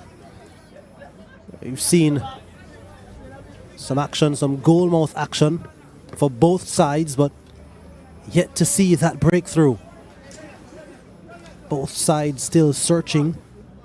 It's a play to finish contest, so this one will go all the way, ladies and gentlemen. There's Seo on it. And just hesitating on it, you're always warned not to do so in the middle of the park. As a central midfielder or a defender, don't want to be losing it there. Duncan's back in possession. Looking to build up from the left this time.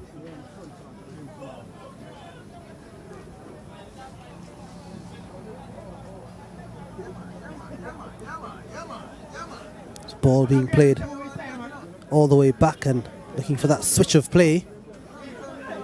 Hodges plays it back to Shaquille Thompson. Thompson down the line to Plummer. Plummer taking the long route. This one might fall to a Duncan's player. Someone goes down and referee Odette Hamilton.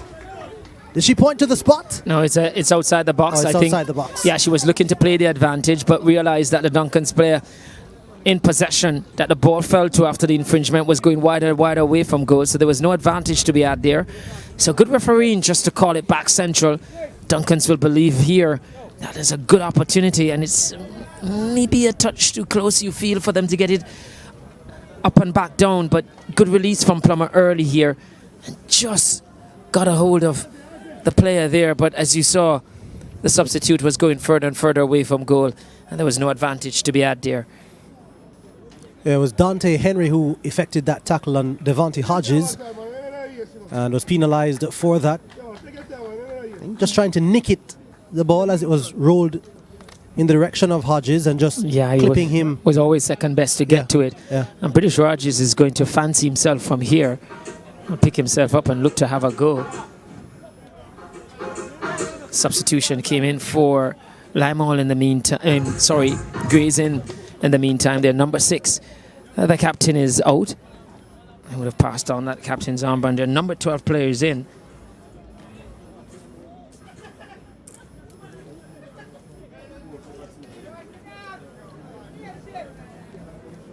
We're going to get for you confirmation of that particular substitution. You get the feeling it's going to have to be around the wall or through it. You're just too close for him to go up and under, knowing Hodges will probably go for some good power here. Hodges straight into the wall, and a shot comes in on the rebound. And now the assistant's flag on this near side goes up for offside. Yeah, not surprised that he elected to go for power and probably try and pierce the wall rather than going over, because it was just too close and a technique required to get it over and back down in time as a special one. But good reaction there from Duncan's quickest to the loose ball, and again pulling off a save from White, who on the run of play has been the busier of the two goalkeepers. Indeed, and now he has some issues and he needs treatment. And so another stoppage, another opportunity for coaches to shout some instructions to their players from the benches, from the technical areas. And you can already see grazing. Both teams, in fact, being given some additional information. Yeah, so just over 20 minutes left in normal time as we see our sponsors, another one of our sponsors, Lasco, with their iCool water also on display. It's Golden Dragon Mix and the various flavors of iCool. I'm sipping on some of the water to stay hydrated. I wonder if they came with any package for the hard-working crew here, like the commentators. I'm pretty sure we can try to use our privilege after the game ends, Dwight, and see what we can come back with, as both Duncan's United and Gray's Inn want to see what they will come back with. One of these two teams is going to be sent packing from the competition at the end of the day, no matter what happens. Yeah, but the yellow cards are packing up for Greece, and I think that's their third.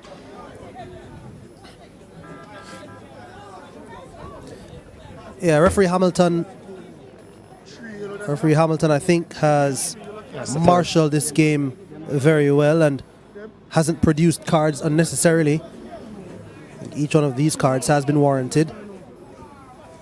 And as you said, 3 cards now for Gray's Inn, as we see Duncan's try to come forward once again.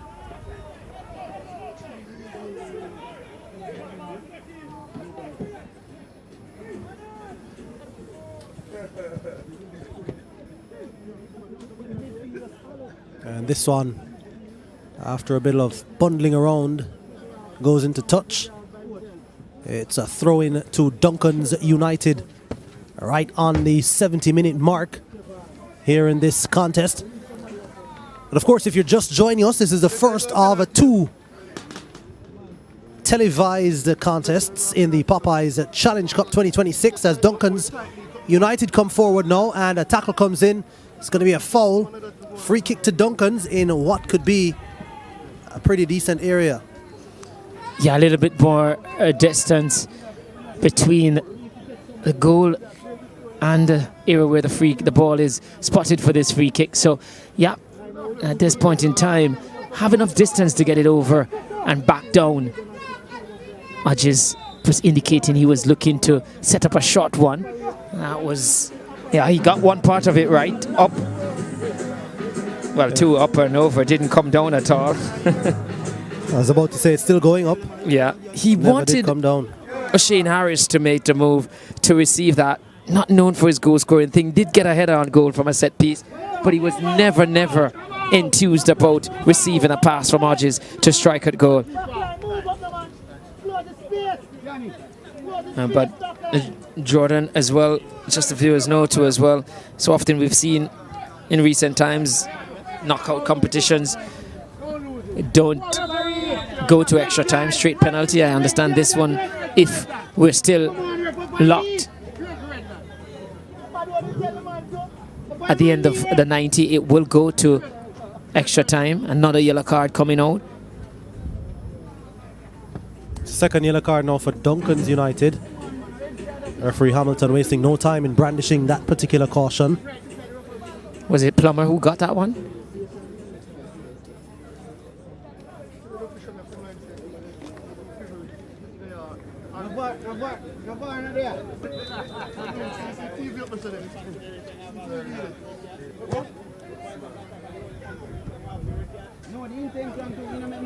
Can pour from Grayson. You feel the fact that they don't commit a lot forward, that they would try to maximize their set plays.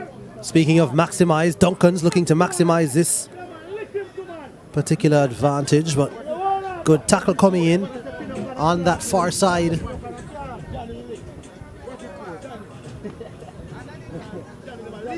It's going to be a throw into Duncan's.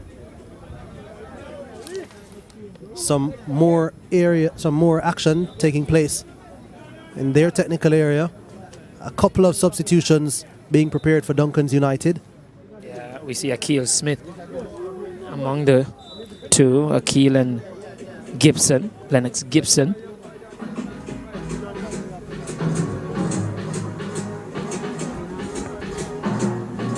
And it's just that action on the far side there, Dwight. Duncan's winning a free kick right on the edge of the box.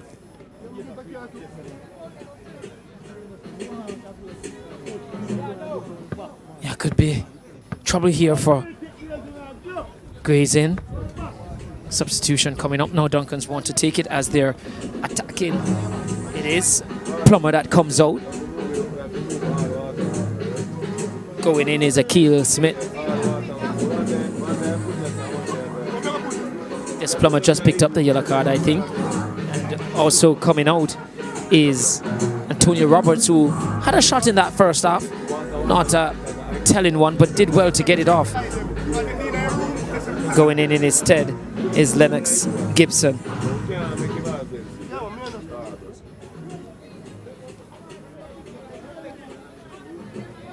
Grayson, I guess, will wait for their substitution since they're the team defending.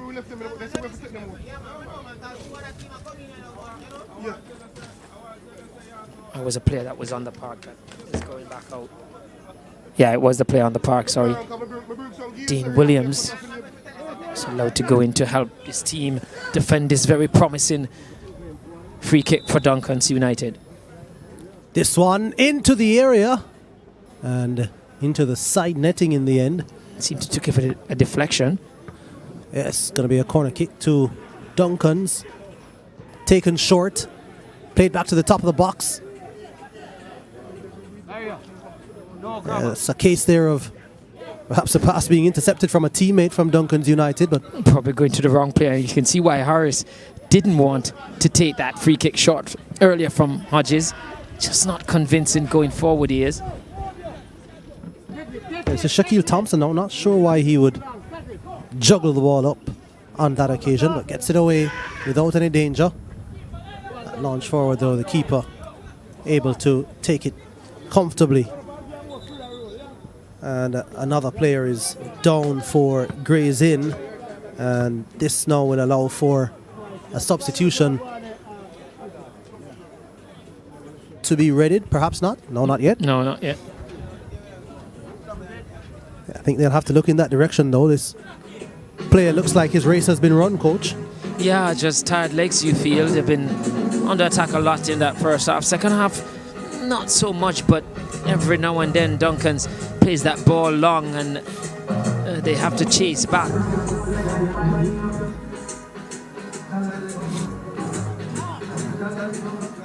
Don't want to jinx it, but you get the feeling that Grayson is playing for that penalty, but it is a long way out. Not sure if they think it's going to go straight to penalties, or it's just their strategy in this half to just try and soak the pressure up and, as I've said earlier, play on the counter.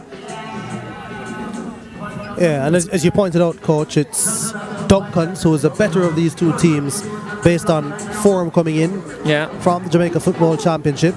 4th in their zone, whereas Gray's in 7th in theirs. Yeah.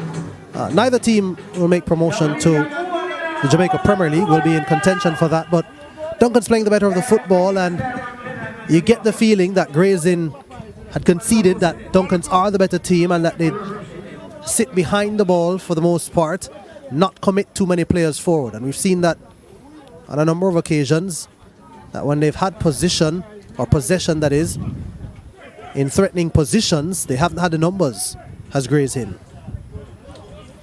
Yeah, well, they have 3 with 1 joining. This one might find an attacker, and the cross in the end is unconvincing. Yeah, Davis just needed to have gotten that one across. It was promising for sure. Defender for Duncan's just made an error there that just misjudged the pass. Let's see if this defender misjudges the bounce. I think he did, but luckily going straight back to the goalkeeper. Shaquille Thompson has always seemed to favour that long ball forward. Hakeem Davis has put in a long shift this afternoon and still not able to find anything incisive. Here he is again, Davis on it, looking to line one up on his left boot. Davis takes a swing at it, but at this stage of the game, perhaps more tired legs than anything, dragging that one wide. Yeah, once it got to him, you could see from very early, once he got control of it, there's only one thing on his mind, and that was to try and get a shot off, see if he could give his team the lead. He has done so a few times this season. He's their leading marksman with 7 goals.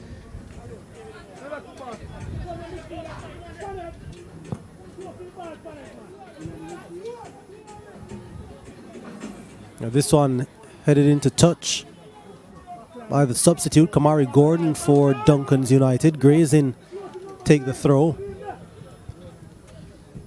As we see the sun disappearing now behind the clouds. It's about setting, brings some cooler conditions. Let's see if any one of these teams can take advantage in regular time. Yeah, once again, Ling having a good play out from the back there and doing well defensively. I don't think Grayson has gotten past him in this entire contest. Yeah, and I'm looking at this now, coach, and every time a grazing player has the ball, not much ahead of him. So you see them try to create something here. This might open up for a shot. Instead, opted for the pass, and the uncertainty leading to an unforced error. Yeah, not that moment that I felt he needed to go forward. You just spoke about, Jordan, that he didn't have much going forward in front of him, and just in that play where they got lucky with that ball bubbling through two Duncan's defenders, he at that moment had about 3 players to aim at in front. Chose to go wide at that time. Maybe sometimes you get used to not having the numbers in front. You stop looking. It's a good turn. Duncan's come forward. Davis couldn't take it under his spell. That's one of the problem, I think, with that substitute. He's on the ball now for Duncan's. Just not strong enough, not physically up to the challenge. And that crossfield ball has cost them possession. Will it cost them more? Let's see if it will. Tackle adjudged to be clean by referee Hamilton. Ball launched forward from Duncan's.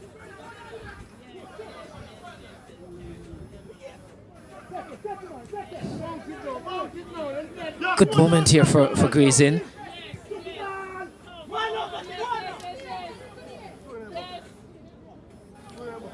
Shot comes in. Always heading wide though. And from a Grayson perspective, disappointment. Was it Rashid Dennis who was with that shot just now? Indeed it was. Yeah, I mean, he got lucky, I think, that the bounce on his heel just caused the defender to go ahead of him and then give him that space to go inside. Would be disappointed, and we saw him showing that frustration as he pounded the ground. But yeah, that was a good opportunity, a good look in for Grazing. One of the rare moments they've gotten in this contest. Well, let's see if they'll be made to pay for not taking advantage of that particular opportunity. Foul called. Yeah, you see the attrition now beginning to take its toll on both teams, Coach. Yeah, certainly. But the likes of Leng, who, you know, you'd feel he should have some more energy in his legs to go forward. As we see the Duncan's bench, they have made 3 changes already. Still have options on the bench. We see young Parchment on the bench. That with a almost dreaded look in here. He's the son of Danian Parchment, a well-known referee, FIFA referee. So should know the rules of the game. At least that. At least. Comes out an in-swinging corner and it ends up in the back of the net. Duncan's United have broken the advantage. All that pressure, all the ascendancy. And it's an unlikely way to find the back of the net and to break the deadlock. They won't care though. Trelawney will celebrate. Duncan's United march into a 1-0 lead over Grazing FC in this, their match in the Popeyes Challenge Cup. Not one of the most promising free kick position for a free kick. The substitute there getting the goal, Gibson. I was talking about him not having the upper body strength or the appetite for physicality, but certainly he has gotten the quality and the technique to get that one in the back of the net. If anything, you'd be surprised that White was beaten with that type of service in it. Maybe too much traffic in front of him. Yeah, but too much forward. And goalkeepers, they always tell you it's better to come forward than to go back. And once he was trying to go back, I think his player, the number 14, contributed to it, because as he tried going back, he bumped into the Duncan's player, but the Duncan's player couldn't be moved because Williams was keeping him in his position. But yeah, maybe the starting position of White was bad in the first place. And just like that, Duncan takes the lead. And you get the feeling one will be enough in this contest, because in all honesty, Jordan, we haven't seen enough from Grazing to suggest that they can get a goal. If anything, they're going to have to go against their mindset now, which is never an easy thing to do in a game where you just switch from being ultra defensive to outright attacking. Spoke about it. One momentary lapse in concentration can cost you, and in a knockout contest that can indeed cost you dearly. Can be the difference between you advancing and being sent packing from the competition, as Shaquille Thompson has some work to do here on this near side. Does that work well, plays it forward. Yeah, just that's a part of his game, I'm telling you, that just needs to improve somewhat.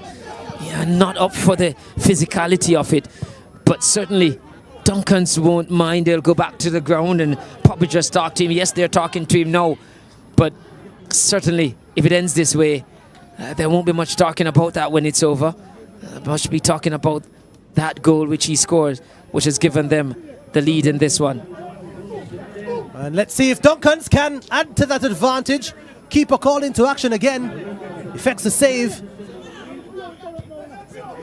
Here they come again, Duncan's United, looking to capitalize on a bit of hairy moments from Grazing. Grazing so far ensuring that disadvantage, the deficit doesn't get worse than a goal. And now a free kick to Grazing. It's been 17 shots for Duncan's United and just a couple for Grazing. That shows the attacking superiority of this Duncan's United team. Coach Jeremiah has been telling you about that all game long. Grazing, none of their 2 shots have been on target. And Duncan's, of course, having found the decisive shot on target just now from the boot of Lennox Gibson, the substitute, from a free kick. 1 or 2 questions to be asked. Guess of the goalkeeper and the defenders. I think more so the goalkeeper, because I just think his starting position was too far forward. And as they say, even if you don't play the game, Jordan, always easier to run forward than to run back. Grazing now on the hunt for a goal. Could open things up for Duncan's United. Could make for a very entertaining contest for the neutral in these final few minutes. Yeah. Coach Jeremiah, if Grazing finally decide to release the handbrake, so to speak. Well, they've started to lower it somewhat, but I think you need to go all the way down, or some would say in Jamaica, just pull it out and get rid of it. It's everything going forward. No need for brakes at this moment, because you are going home Grazing, as they say. You win and move on. You lose, you go home. Maybe just a bit too ultra defensive. And I think for them, it's ironic that they've conceded from a set play. The way they were playing, you feel if they were going to break this deadlock, Grazing, it was going to be from a set play, but they have not made the most of the ones they've gotten. And White, I must say, this one continued the way it was in terms of a deadlock and going on to penalties, and he would have done well. He would have been in the contention for a player of the game, because he's really had a good game apart from that moment. And that's what it is with football. When they talk about moments in a game, it's just like that. You've been good for so long, and just that moment, your starting position was wrong and you were made to pay.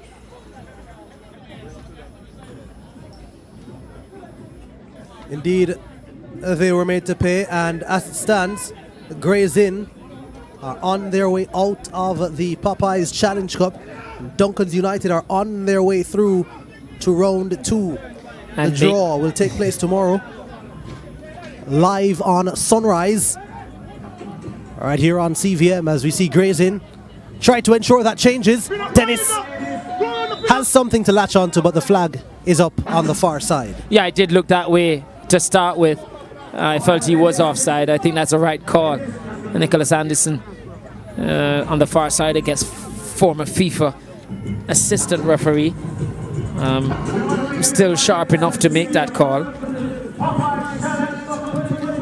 Yeah, and speaking of the Challenge Cup, sorry coach, just another score coming in. There's one other match that's being played outside of our 2 televised matches, Petersfield and Roaring River, and it's indeed Roaring River who advanced 6-5 on penalties after a 0-0 scoreline. So Petersfield eliminated by Roaring River after a 0-0 scoreline. In full time, it is Roaring River who eliminate Petersfield 6-5 on penalties. Yeah, Duncan's, if they were to advance, would make it 2 teams from Trelawney to advance to the next stage. And Jordan, correct me if I'm wrong, but that would make them, moving on gives you $50,000? Is that how it works, or do you get money as you go along? Yes, as you move on, the prize money gets higher. So if you get knocked out in the first round, then that's the $50,000, and you keep moving on, you keep getting more money. Okay. And $1 million is the winning purse, and the runner-up will pocket $400,000. And I'm sure our fans and indeed the players and coaches will be delighted to know that the leading goal scorer, or the highest goal scorer in the competition, will receive $100,000, and so too the person adjudged to be the best coach. So cash prizes on offer for best coach, best goal scorer, and of course a $1 million winning prize, and $400,000 for the runner-up. Duncan's United hoping that they will get that $1 million winning prize. This could go a far way to it. And this attack down the left-hand side, shrugging one off, shot comes in, but a tame shot in the end. Yeah, it had some pace on it. Could have been tricky for White because it went through the legs of the defender. Never easy. Most times seen late.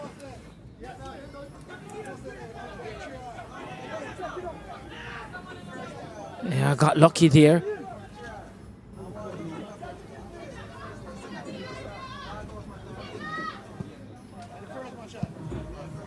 Yeah, Duncan's anywhere will do as long as it goes forward. Good take from Harris. Love the ball out to Gibson, the goal scorer.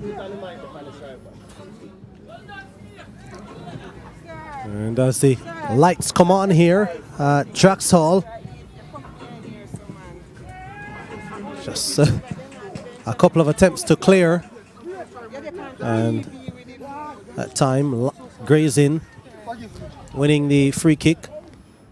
Just a few players with their hands and knees. You expect to see that. A long, grueling contest. Of course, kickoff at 4:30 as the fans there just have a bit of fun. But yeah, the heat, a major factor. Another player down on the turf. Goal scorer. Yeah, Lennox Gibson. Referee Hamilton just calling the medics onto the field.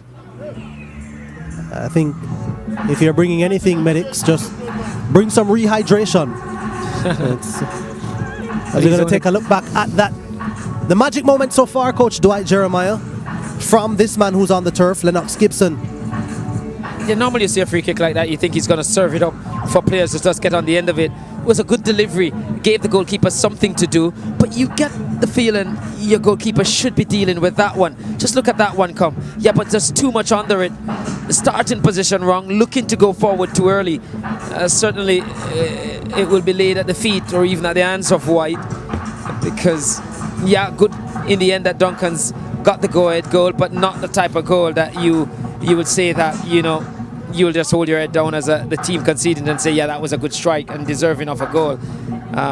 But as they say, every shot you kick is a chance to score. Every one you don't is a possible missed goal. So he did put it on target, and the rest is history at the moment. Yeah, Lennox Gibson doing his job, and at the moment, his team doing their job. Duncan's United leading Grays in by a 1-0. We're into the 4th minute of the 4 added at the end of the 90. And Duncan's United looking to stamp their place in the draw for round 2. Skips by 1. A shot is going to come in here from a distance from Gray's Inn, but the direction was all wrong from Nevardo Greenwood. Yeah, not the player that they wanted to fall to, Greenwood. It looked like he was never confident running up to it. I suspect we're going to go for that 4 minute. We did have some stoppage. Duncan's might be looking to further run the clock down. Looking to make a substitution late in this contest. Looking like Christopher Gibbs, formerly of Cedric Titus.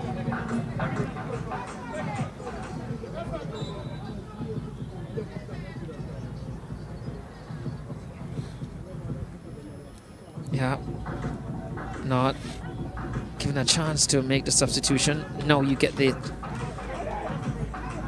feeling they will. Yeah, it is Gibbs who's being lined up, but in the meantime, a shot was being lined up from Gray's Inn, and there is not gonna be the opportunity to make this substitution. And I can tell you that referee Odette Hamilton has a signal that she is about to blow the full-time whistle in this contest.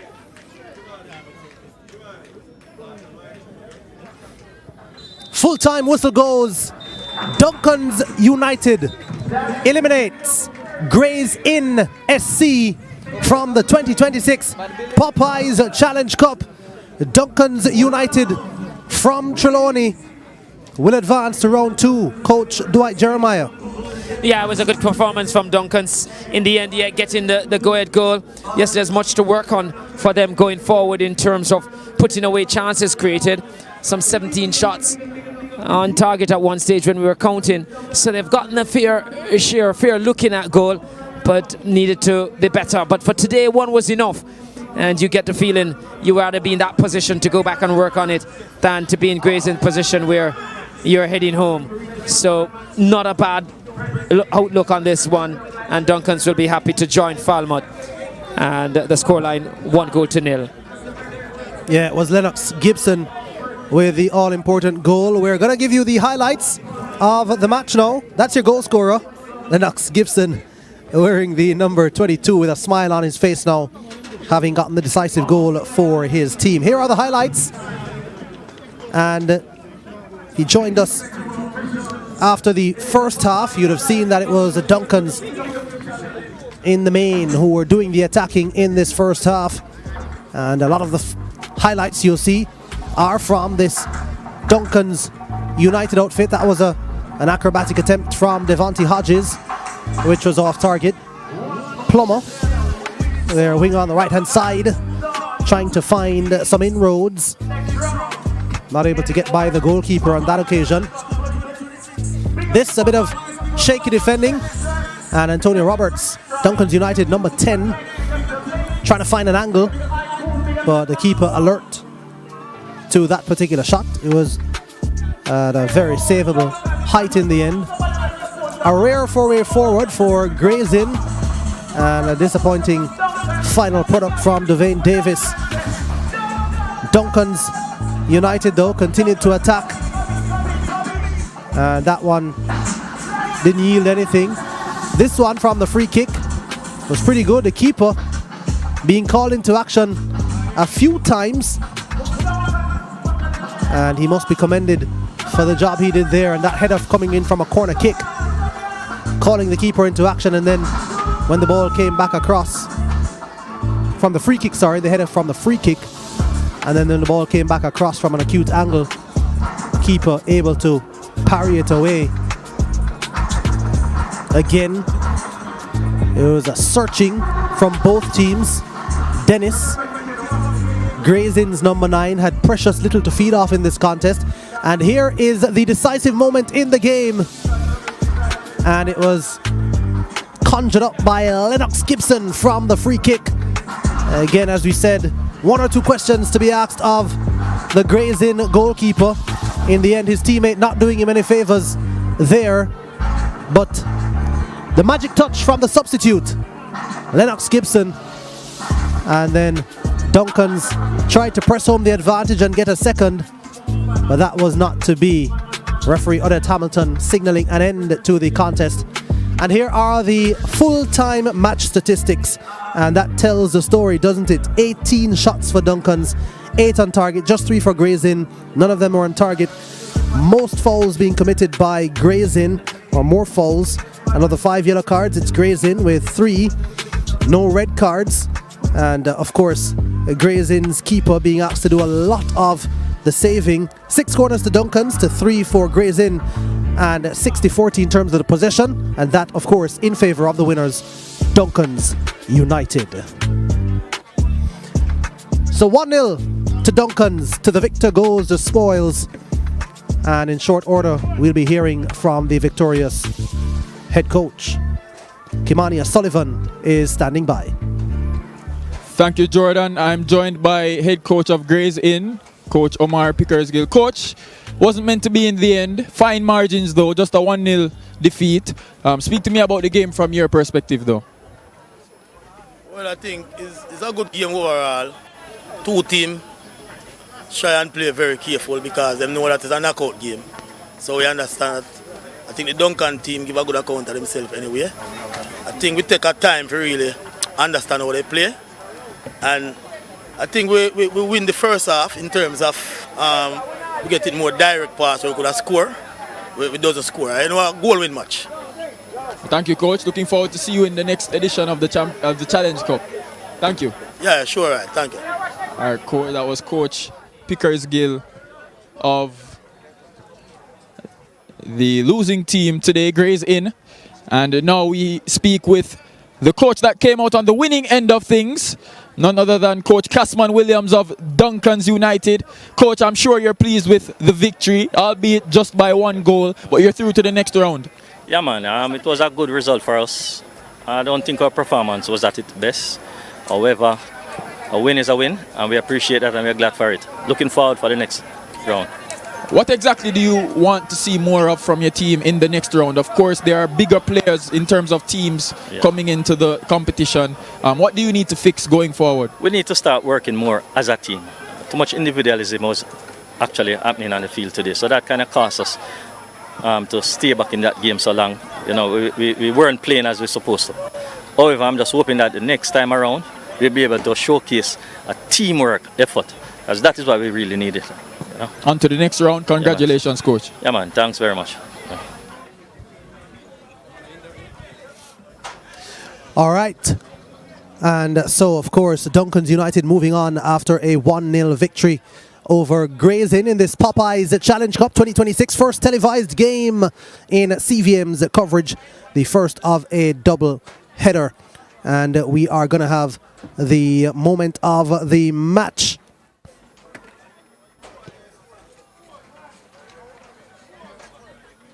All right, and no prizes for guessing what the moment of the match is. And that is the goal from Lennox Gibson. Late in the second half, snatching the victory for his team, Duncan's United, and jubilant celebrations followed. And that one nestled into the back of the net, as we said. Perhaps a couple of questions for the goalkeeper, but no questions from Lennox Gibson. He happily has the moment of the match. So we're gonna say bye-bye from match number 1 in our coverage here.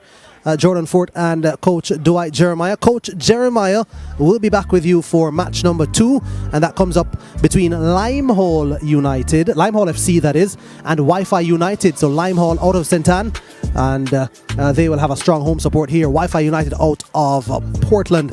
Lance Whitaker will be giving you play-by-play for that feature contest. We're going to close with an interview, speaking of Limehall, from Limehall's goalkeeper coach O'Shane Allen, that was done on CVM's Sunrise yesterday.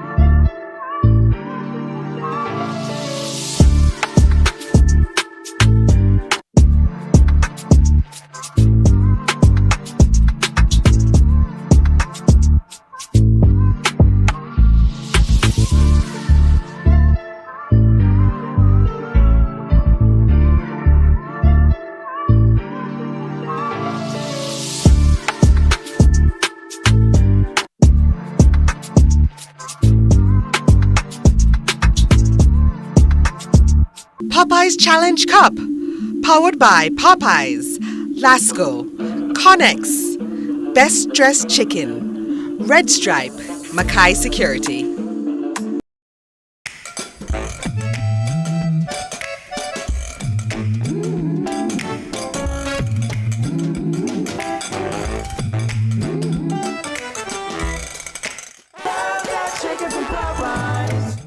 I challenge you to a race tomorrow. Challenge on.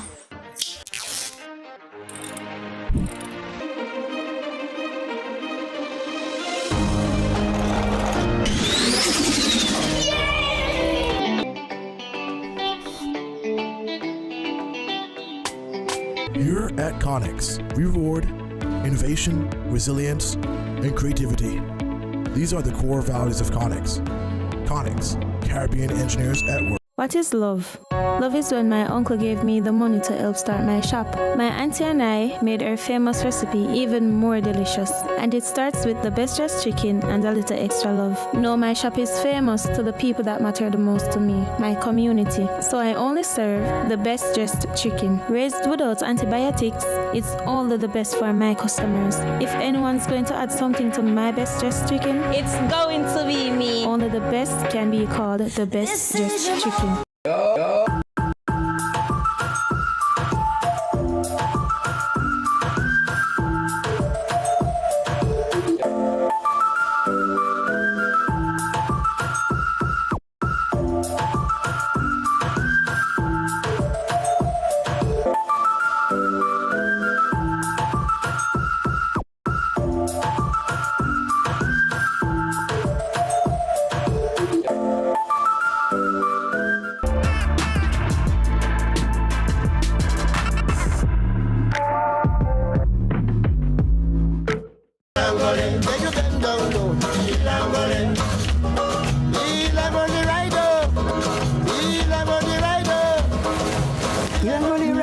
Hilangoli, Hilangoli, Raido, Hilangoli. Hey. Hill and Gully. Hill and Gully. And when you put it in back now. Hill and And then you take it out back now. Hill and Gully. And when you do the farm work now. Hill and Gully. And when you do the dig it. We are dig. We are dig. What else are you doing? What else are you doing farming? Planting. Planting. Reaping. Sowing. Morning to all the fans of Hill and Gully Ride. It's my jam. It's my jam. It has us in a chokehold right now. I can tell you. You can't go anywhere and don't hear the Hill and Gully Ride. Everywhere. Everywhere. The Roomba box and the what do you call that? The harmonica and the banjo. It's signature Jamaica. Good morning, Jamaica. Welcome to the show. It's a Tuesday morning here on Sunrise, and we're choosing to be grateful. Speaking of Hill and Gully Ride, did you see the reflections of Auntie Faye Ellington? Oh, yes. On the matter. She had a hot take. She believes that the Hill and Gully rhythm is being inundated, bombarded with songs with lyrics that are inappropriate in nature. What, like the man for Gigi Almoney? Hey, no man, no. Well, yes, I guess that too, but there are a few more that discuss the intimate activities between men and women. Oh. So I think one of the concerns that she has is that Hill and Gully is so traditional, it's like folk Jamaican, and when you plant these lyrics into it, it's kind of shaping now how young people see the genre. Folk music? Yes, because now you're kind of inundating it with rudeness. I agree with her in relation to this particular some of the music that I heard, but I will say that the academics will be quick to respond that slackness, I know that people like Professor Donna Hope and Professor Carolyn Cooper, they have long done research, but particularly Professor Donna Hope has done good work. Dr. Sonia Stanley, I think it's Professor Sonia Stanley Nye has also done good work on dancehall. And the theme of slackness in dancehall is a constant undercurrent. I know many people who would be singing Rukumbain in a sampantina, Rukumbain in a sampantina, Rukumbain in a sampantina, Rukumbain. Train top a line, it a run like a breeze. Girl underneath, she a wash her chemise. Engine a roll with tire and coal. Jackass a roll with a big nose hole. Rukumbain in a sampantina, Rukumbain in a sampantina. Those songs are singing about slackness. And there are many other songs that were singing about slackness. Yes, but it wasn't so overt, and you had to be a little clever. It was clever, and it was placed and packaged. Whereas right now there is no room for the imagination. People say Carme Aki Market is not what we think it's about. What do you mean? Carme Aki? Linstead Market? And not a quality what sell? Everybody just a feel up, not a quality what sell. Really?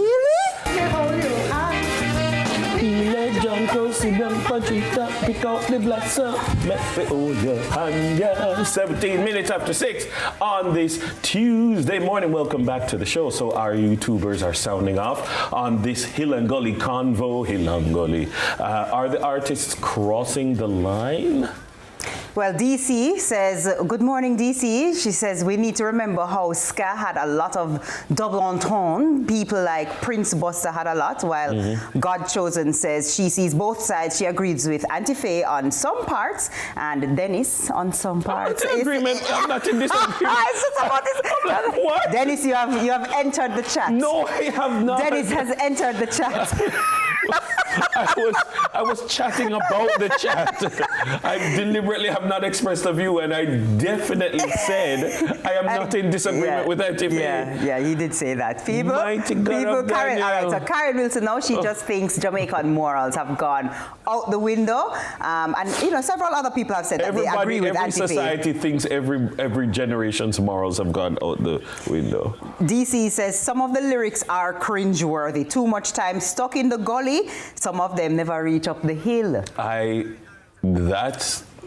That's the code All of the right, day. BC. That's the code of the day. All right, let's jump into the headlines, shall we? So first up, health officials reassure Caribbean region amid hantavirus outbreak. Yeah, I've been seeing on social media a lot of talk about it. People talking about cruise ship and all sort of thing. And people lost their lives to hantavirus on a cruise ship. So I guess, of course, that brings about a lot of concern. A cruise ship, again, there's something, I guess, about a cruise ship, even though I still want to go on a cruise. But cruising is still one of my favorite things to do. I'm sorry, the virus not stopped me. Okay, it's good. not. Okay, I hear it's not. I'm not going right now. I'm not going right. No, I love cruises. One of my favorite things to do. I've always wanted to do. I never got the chance, and do it. Not now. The present company doesn't fancy the cruise thing, so I'm like, all right, fair enough. Myself. Fair enough. Travel. By myself. Maybe if we do a CVM cruise, I'll go. Ray. Yeah. CVM cruise on a team. CVM cruise. Yeah. The Sunrise Cruise. We could do. All in favor, say aye. We can do. Yeah. Let's go to the next headline. Another virus. The hand-to-mouth virus is another virus that we need to be wary of. Headline number 2, shall we? Jamaica's new U.S. ambassador announced. United States President Donald Trump has nominated former Arizona news anchor. Oh, really? Look There's at hope. that. There's hope. There's hope. And politician Kerry Lake to serve as the next U.S. ambassador to Jamaica.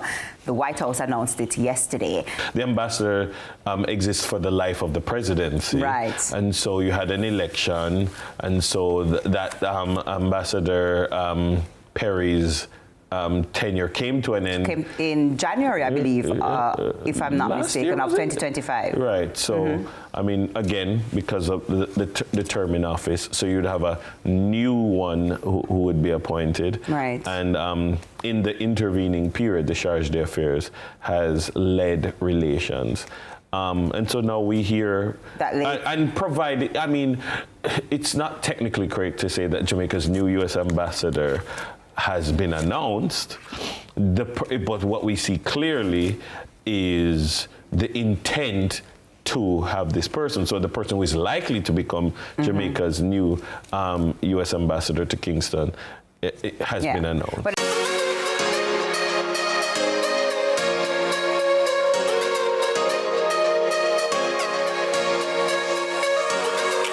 Looking for reliable ICT technical support in the Caribbean? Look no further than ConX. Stay connected with your loved ones and businesses, no matter where you are in paradise. ConX keeps you connected. Upgrade your network and embrace solar energy for your schools and businesses. ConX ensures seamless connectivity and sustainability. ConX, your trusted partner for telecom networking, software development, and solar installations. We design, install, connect, we deliver. Power in great moments. If you have financial needs, Chris and Charles will fix them for you. Power in great moments since 1992. Oh, we have it all. Power in great moments. Relax, you got Chris and Charles. Oh, we have it all. When you think alone, think Chris and Charles.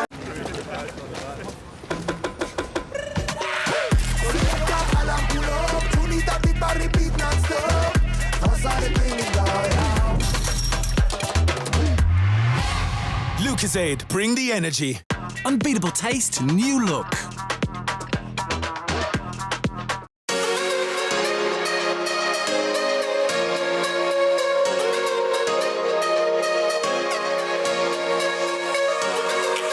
Alright, well, Lime Hall is located in St. Anne. Okay.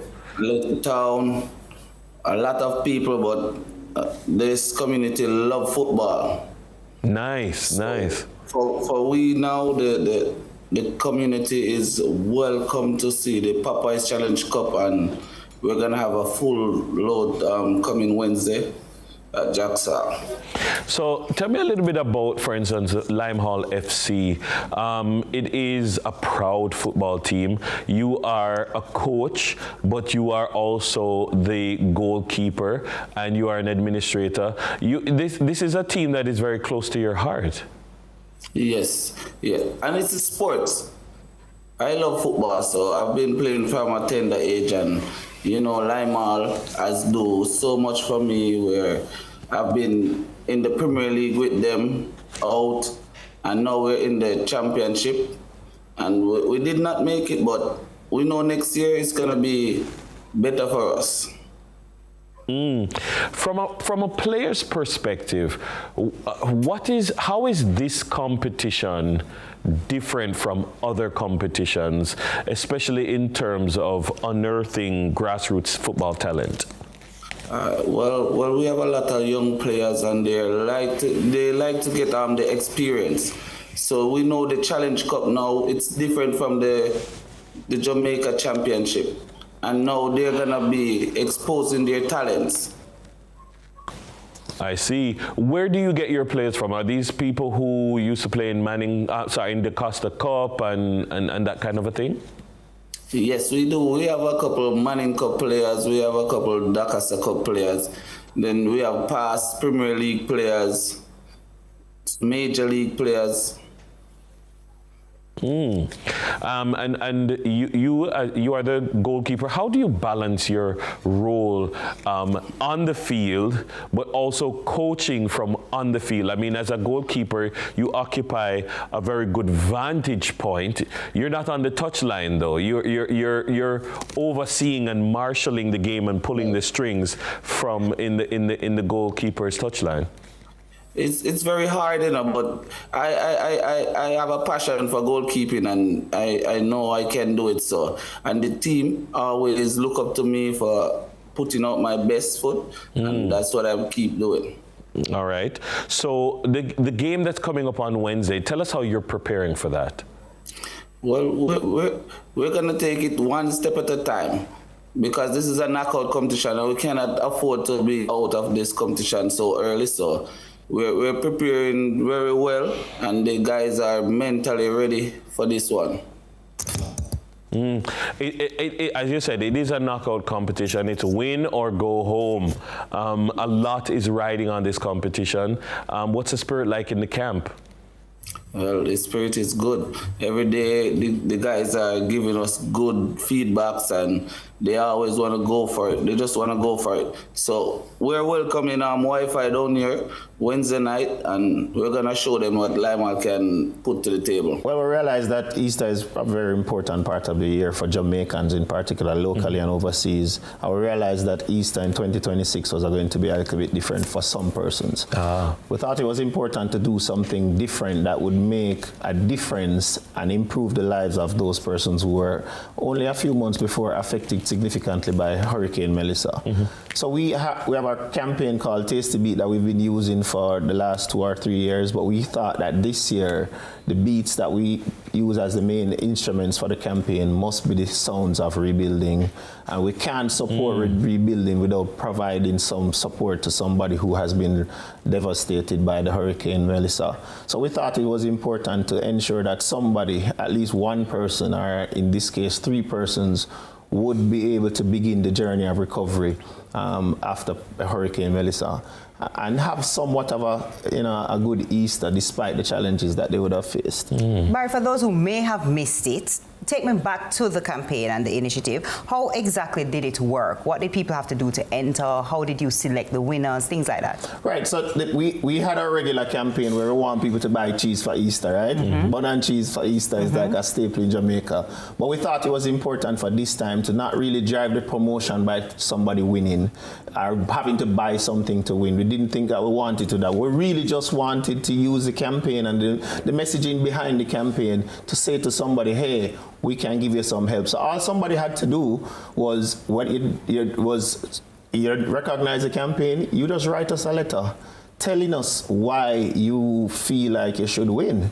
You just wrote a letter explaining your circumstances, telling us how the hurricane has affected you, and then we would decide who the winner is. So we started off by shortlisting some persons, and then we had a committee that met, and based on the note that you would have written, we scored and determined who should be the winner based on the prizes and the needs of the individual. Our winner here would have touched our hearts in what happened to her and her situation the most. And we saw where we could definitely help. And we were happy we can. I mean, it was a 2-bedroom container home. The container home option is a lot easier because it's an immediate solution. But was that what you were considering, or you were looking at bang for buck in terms of how to make a meaningful contribution? We were looking for how we could make a meaningful contribution. And one of the things that is close to me is that my father is from Black River. So I was down there a few days after. And it immediately came to me that some people literally have nowhere to live. How could we, and then